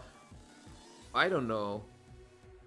But I think it all came down to, obviously, a speed type, but Emilio hella trolled when he just clicked Protect with Shadow Rider and Spore with Amoonguss. He tried to hard-call an Astral Barrage, but since Mott hard-called that kind of play, he just clicked Psychic U-turn. And we all know that Emilio clicked... If Emilio clicked Astral Barrage, the game would have ended.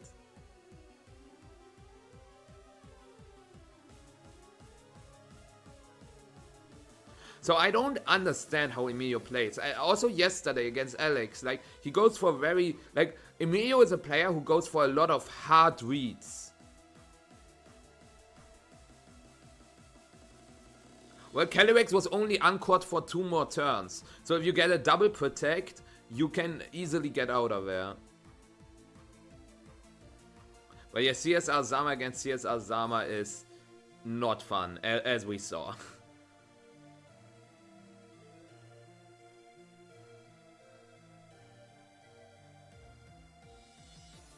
It started with the leads, then turn 1. Like, every single turn was kind of a read from both sides.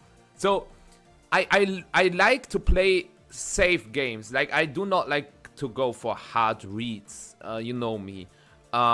Because that doesn't make a player, like... If you win by going for hard reads, you are not the better player. Like, yes, you can think how your opponent thinks, but does that make you the better player? No, I don't think so. I just like grinding out my opponent.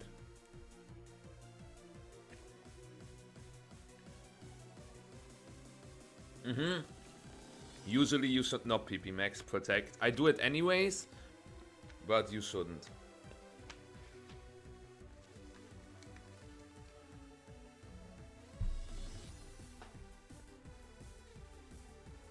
Okay, so we see the same lead from Mott, but a different one from Emilio.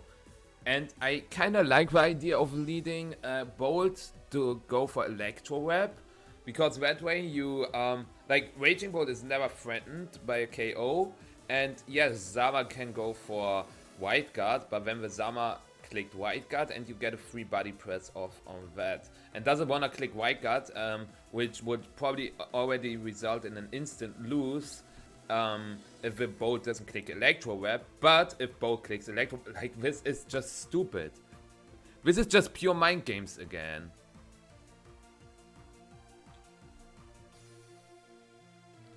Does he think that a Astral Barrage Body Press knocks out Bolt? I'm pretty sure that it doesn't. I'm like very sure that it doesn't. Emilio got fucked.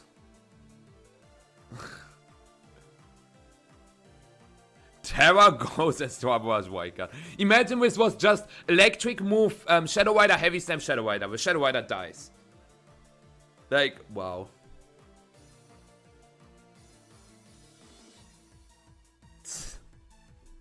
This is so stupid. And now, next mind game. Mott can get a double knockout with Astral Barrage Body Press. But what if Emilio clicks White Guard? I guess Protect Thunderclap. I hate this. Like, I wish I could provide some valuable commentary, but... Okay, I can try. So, the Zama could go for Wild Guard and block the Astral Barrage, but if it blocks the Astral Barrage, and Mott just goes for Psychic Body Press into Bolt, you just lose the game. And we see Protect, and what do we see from the Shadow Rider and from the Zama? Okay, the Thunderclap goes off, and it's a Psychic Body Press. Mott just rolling the dice, like... The Zama protected, but he also wanted to cover a White Guard play. Emilio is not back. It looks like Emilio is out.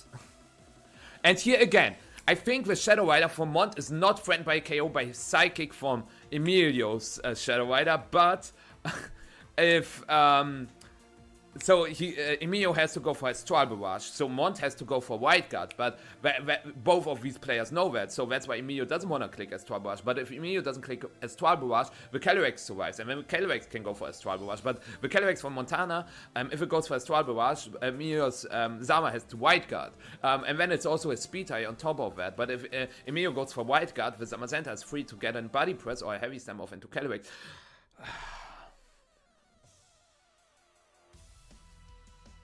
No, Mackenzie, no. Okay, we see White Guard. And we see White Guard.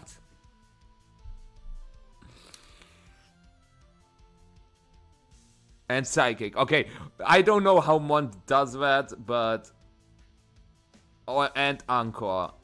Wait, that is terrible for Emilio. Cause... you cannot protect after White Guard, at least not successfully. Psychic Heavy 7 to Zama is kind of free. Well, no. Like, imagine Emilio clicked Psychic and Heavy 7 to Calyrex here, and then next turn he threatens Astral Barrage again. Cookie, the top 32 match was literally the worst match we ever had, like literally ever, and this top 60 match is just rolling some dices.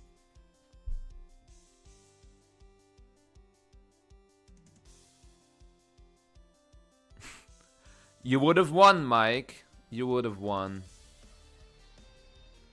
Olivia Moledzki against Deuel.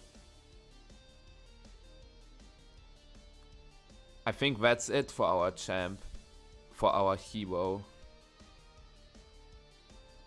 White Guard, but it failed. How often do you see that message? Emilio can still win. Like, if Emilio... Okay, so if Mott Psychics Among Us, Emilio can click Protect, Psychic into Calyrex. If Emilio... Do you go for Terra Water Spore? Oh, he's hard. Go! See? He's going for another hard read saying, oh, you're going to Psychic my Shadow Rider.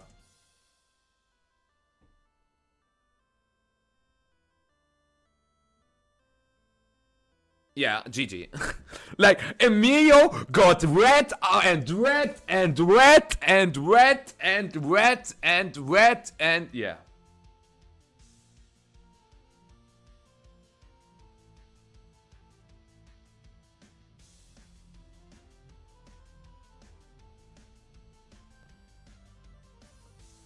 Was this a real set?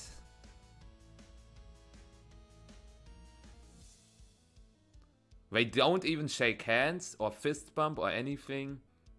Man.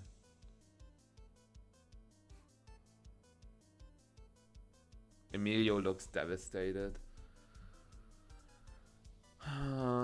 Can Emilio get his like, if he top 4s NAIC, yes, but how many points does he currently have? It's not a lot, right?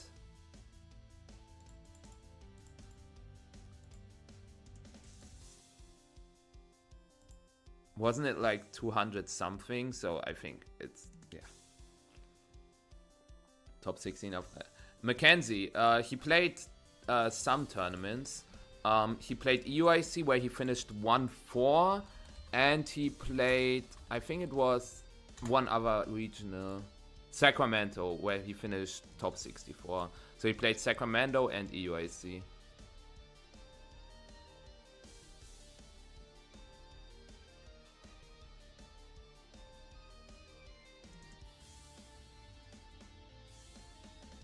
Well, Jason, I would not say that any of these parties played bad. It was just very read heavy. Yes, CSR Zama rewards are toxic. I agree.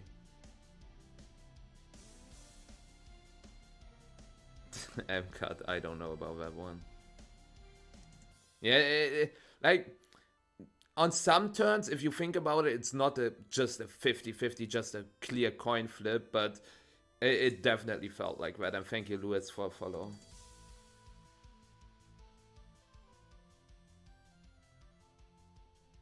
Yeah, exactly, Max. Like, I would say, if one of those CSRs was not Sash, but Terra Dark Life Orb with Nasty Plot, it would have been a completely different set. I agree. But since both were Encore, Sash, Shadow Rider, it was very read heavy. Imprison Kelly plus Imprison Zama. People were talking about that before Rick I got released, and it's just cap. If I go to NAIC, sure, but currently I'm not going. Like, I'm always saying never say never, especially after the last tournaments where I said I'm not going and I went anyways, but for now I'm not going. He was trying to make reads that didn't need to happen. Yeah, like, Emilio went for... I feel like in game 1, this turn where Mott went for Psychic U-turn into Amoonguss to KO Amoonguss, and Emilio just clicked tagged. I think Emilio should have just Astral Barraged. I will not answer that, B2K, because that's just toxic. Like... I will, like, there is no play where you can say, okay, this is a good play. It's literally not possible. I could say, yeah, I'm clicking Astral Barrage Heavy Slam. I'm clicking Astral Barrage White Guard. I'm clicking Psychic White Guard. I'm clicking Protect Body Press. I'm clicking Astral Barrage Protect. I'm clicking Psychic Protect. I'm clicking Protect Protect. Like, there's so many plays that can theoretically be correct, but there is no play that is better than the other. Since all of your plays can get countered by all of your opponent's plays. For the GC I used CSR Zama with EV Impulse Fundy and Rage Powder Volk. I guess that helps out a little bit, but also not that much, right?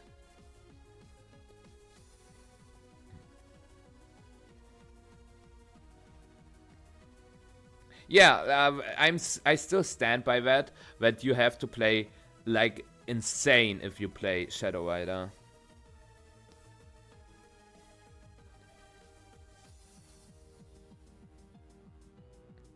If you have a Nasty Plot set, I think White Plots is okay, but then both of your mons can get anchored in the next turn. Do you make a player profile so it helps you decide what kind of plays you must do? I had this conversation, or like this topic today, earlier today, like not on stream, but I talked with my friends about it off stream. Like, should you play against, let's say, do you play differently if you face Wolf Glick or someone who goes negative in every regional? Should you play differently? And I would say, like, yes and no at the same time, which is weird, but I can explain that. But first, I will go to the toilet, and I want to, like, hear your opinion on that kind of topic. Do you think you should play differently based on who your opponent is? I'm really curious to hear that. And meanwhile, you can listen to this interview. I go to the toilet really quick. Guarantee that knockout. But yeah, so I knew I needed to double and just go for damage in that slot, and I always like to U-turn, like being able to pivot into, I think it was Bolt I had in the back at that point. My Bolt coming in there could apply pressure. So yeah, every one of those turns and every turn of those games was like, there was just so much going on, so many options for both me and Emilio, so many speed ties. Yes. It's crazy game. Yeah, it definitely worked out for you, especially being able to go for that Encore the turn after and just sealing up that first game. Yeah. Encore is definitely super powerful for sort of punishing protects. Sometimes in the mirrors, it's easy to try to go for like opt-out plays or try to delay the speed tie to the next turn or reposition. But Encore is just such a powerful tool for saying, well, if I can win the speed tie to Encore you into the protect, then you're gonna have a really bad time. Absolutely. Yeah. And you made that shine through in the game 1. I want to go into game 2 where I felt like the pivotal moment happened a little bit earlier on in the game. On turn 1, you went for a move that I don't think any of us expected. There's a very small move on that Raging Bull with Electro Web, which is not that flashy, but you predicted that Electro Web to happen. What gave you that confidence? Yeah, I mean, I double-checked the team sheet. I was like, yes, it does have Electro Web. But I feel that in these mirrors, it's really, it's very good to try and like, hey, if I can slow down my opponents and not engage in that speed tie. And I had a feeling that, you know, if I had AV Raging Bull, I would be clicking Electro Web there too. So I was like, I'm gonna wide guard it. And I think if the bull ends up going for like a Thunderbolt or a clap or something else, I was like, I don't think I lose on the spot. And because I was up a game, I was like, I'm willing to just call it all. Wide guard, I know that Electro Web is coming. I don't think wide guard is coming. That would be pretty passive. I realized I was muted. I don't have any more biscuits, but you know what else I have? Hold on. Pretzels! Woo! We all love our pretzels. Yes, absolutely, yes. I mean, since I am...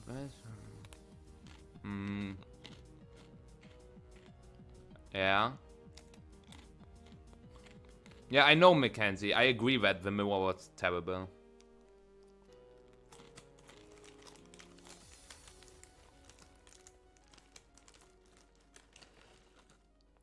You can't afford mistakes. I mean, I know a lot of top players that still do mistakes. Like, there was this one set, Alberto Lara against Wolf Glick, and it was also one of the most terrible sets, and it was Wolf Glick. You might say, oh, Wolf always plays perfectly, but Wolf played really bad in that set. Or Pengi against Wolf, also.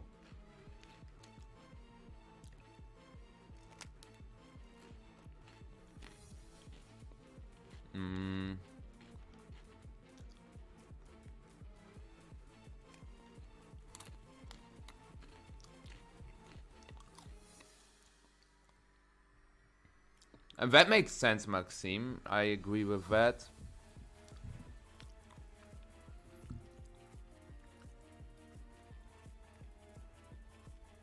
Okay. I like how Brady defines it with layers.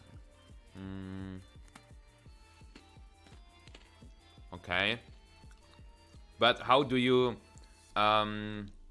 like, what's the difference between layer 2 and layer 3, for example? Like, you can say, okay, layer 1, layer 2, layer 3, but what's the difference between those layers? And good evening, Hans.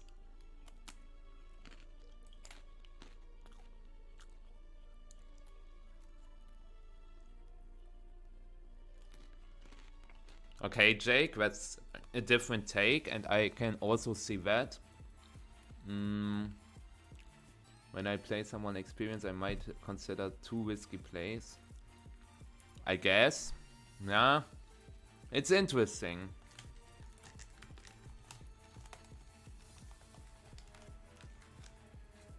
Well, I'm not a big fan of taking notes in general.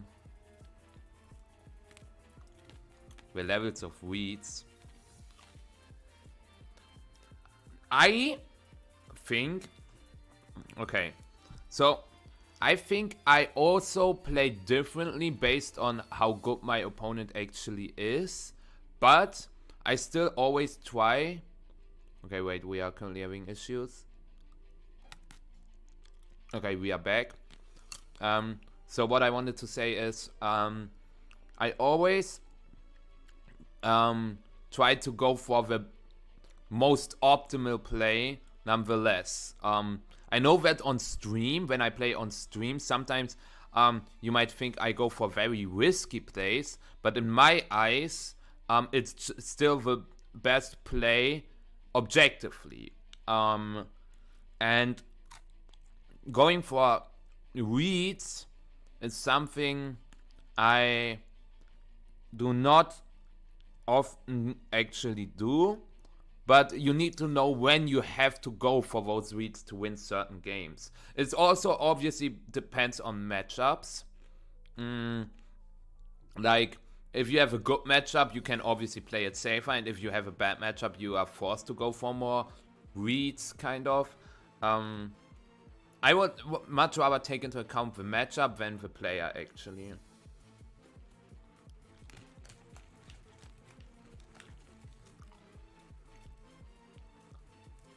Yeah, and, like Mike's, that's what I think, by having the better game plan and not by making better reads.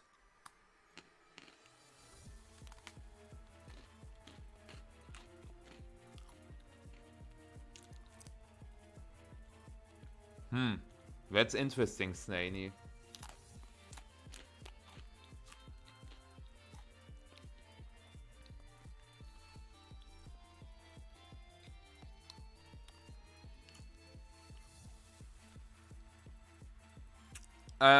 Yeah, like, the problem was that Lewis and I are friends and we played a couple of times before. Like, not on an official stage, but we played a couple of times before. Limitless tournament. We also played in a VR tournament before. So, and I know why I lost. He always, with his Shadow Rider, he always played super aggressively. Like, I have Fluttermane with Speed Booster Shadow Ball on the board. He didn't protect, he didn't tower, he just clicks War Nasty Plot. And both tournaments, in the Limitless Tour and in the VR Tour, he just War Nasty Plotted with Shadow Rider in front of my Shadow Ball Speed Booster Fluttermane. And both times, one time I clicked Icy Wind to go for a mid-ground play, and I missed Icy Wind on Caddy Shadow, which lost me the game. And in the other game, I clicked Moonblast, predicting a Terra Dark, but he didn't Terra.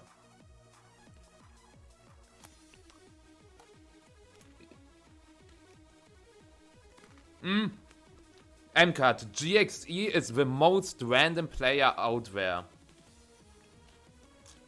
Pokeblade as well. They always go for crazy reads.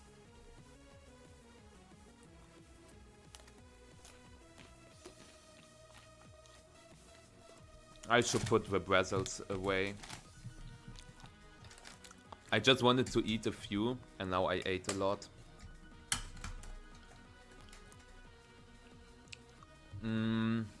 For me, there's also a difference between playing the player and playing with Exim. Yeah, I know.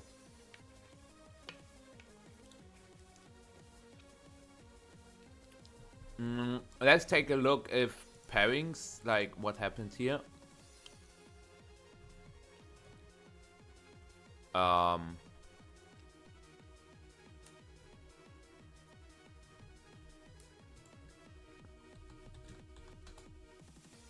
Okay, we had some issues. I'm terribly sorry about that. I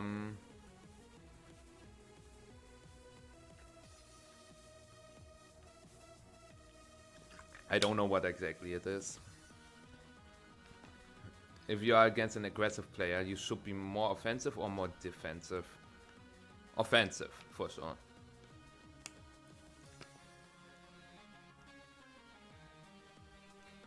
Yeah, Giotas, I regret a lot of plays. And thank you, Narandro, for the follow. Would you have a Kowaidon or Miraidon as your vehicle in real life? I would take a Kowaidon. I will play you differently. I guess I appreciate it. Also, why do we have so many issues currently?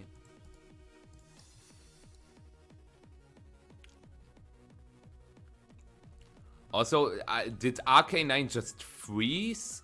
Because, like, on Pokedata, it still didn't update the LAN against Olivia match, so the top 32 match is not in here. And here, like, it also froze.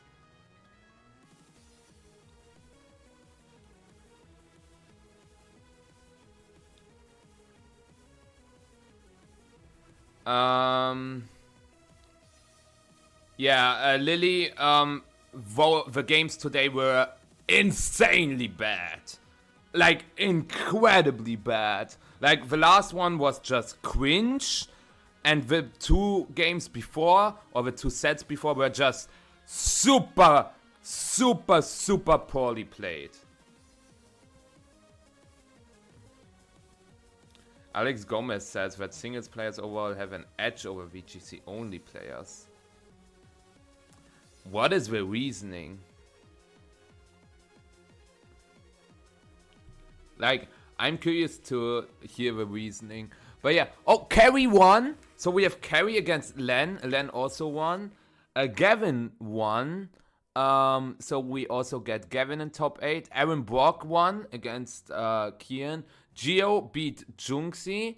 Zhejiang beat Steven. We already knew it. And Mott won. So we have from bottom to top CSR Zama against Kowaidon CSR. Then above we have Kowaidon Lunala against CSR Zama. Then above we have Kyogre Ice Rider against we don't know what. And then we have Kyogre Ice Rider against Terrapagos Shadow Rider. And thank you Ruby and Dan for the follows. Olivia and Len played again. Yeah, for sure.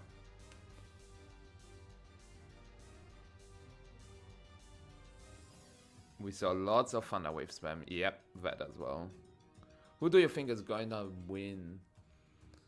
It's pretty interesting because I chose a team for the I played against video tomorrow. New video up tomorrow on YouTube, where I play against one of the strongest players on the earth. And I used Aaron Brock's team, which is funny because he's currently in top 8. So I guess he is going to win. Tilsy,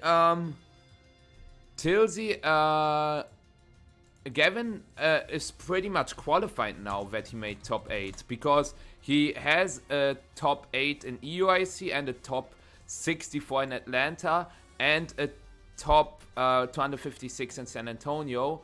I think Gavin was here, right? Here, Gavin Michaels, 707, but he gets 280 points now because he is in top 8, which means he has 1,000 championship points pretty much. So, in general, like, if we take a look at the pairings, hold on.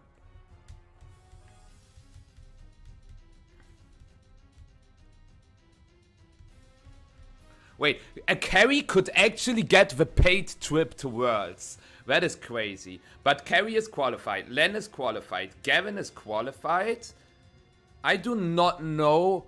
Like, Aaron Brock is also now qualified. I think Aaron Brock was somewhere over here. Let me check. Yeah, Aaron Brock was at 850, so he's surely qualified as well. Giovanni Kishke is qualified. Zhejiang is qualified. Mott is qualified.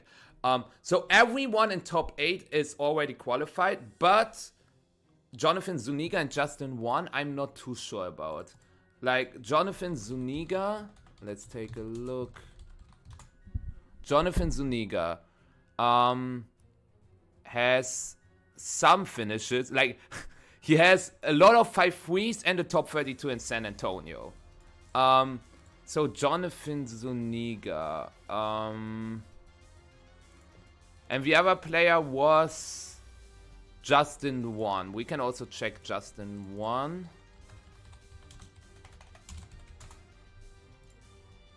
Justin 1. Got points in EUIC, not a lot, but they got points.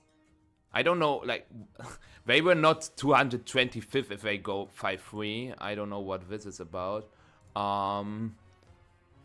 They have a top 64 in Sacramento. They took Baltimore in this season as well.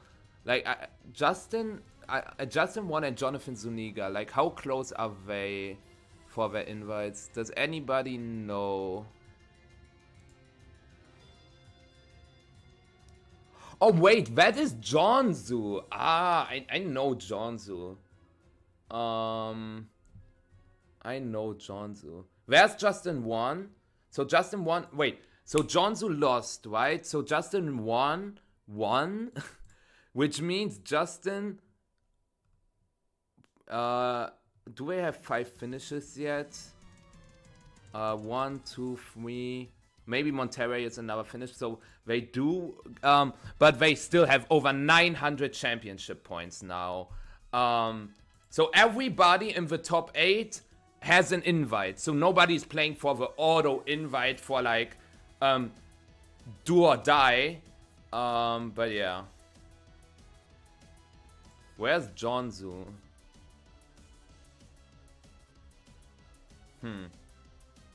Also, Brandon, Aaron's brother, has to perform well at NAIC. Carry has 3 matchup in top 8 onto top 4, if you say so. Yeah, like the players over here, they have to, like, they need a very, very, very good NAIC performance to qualify.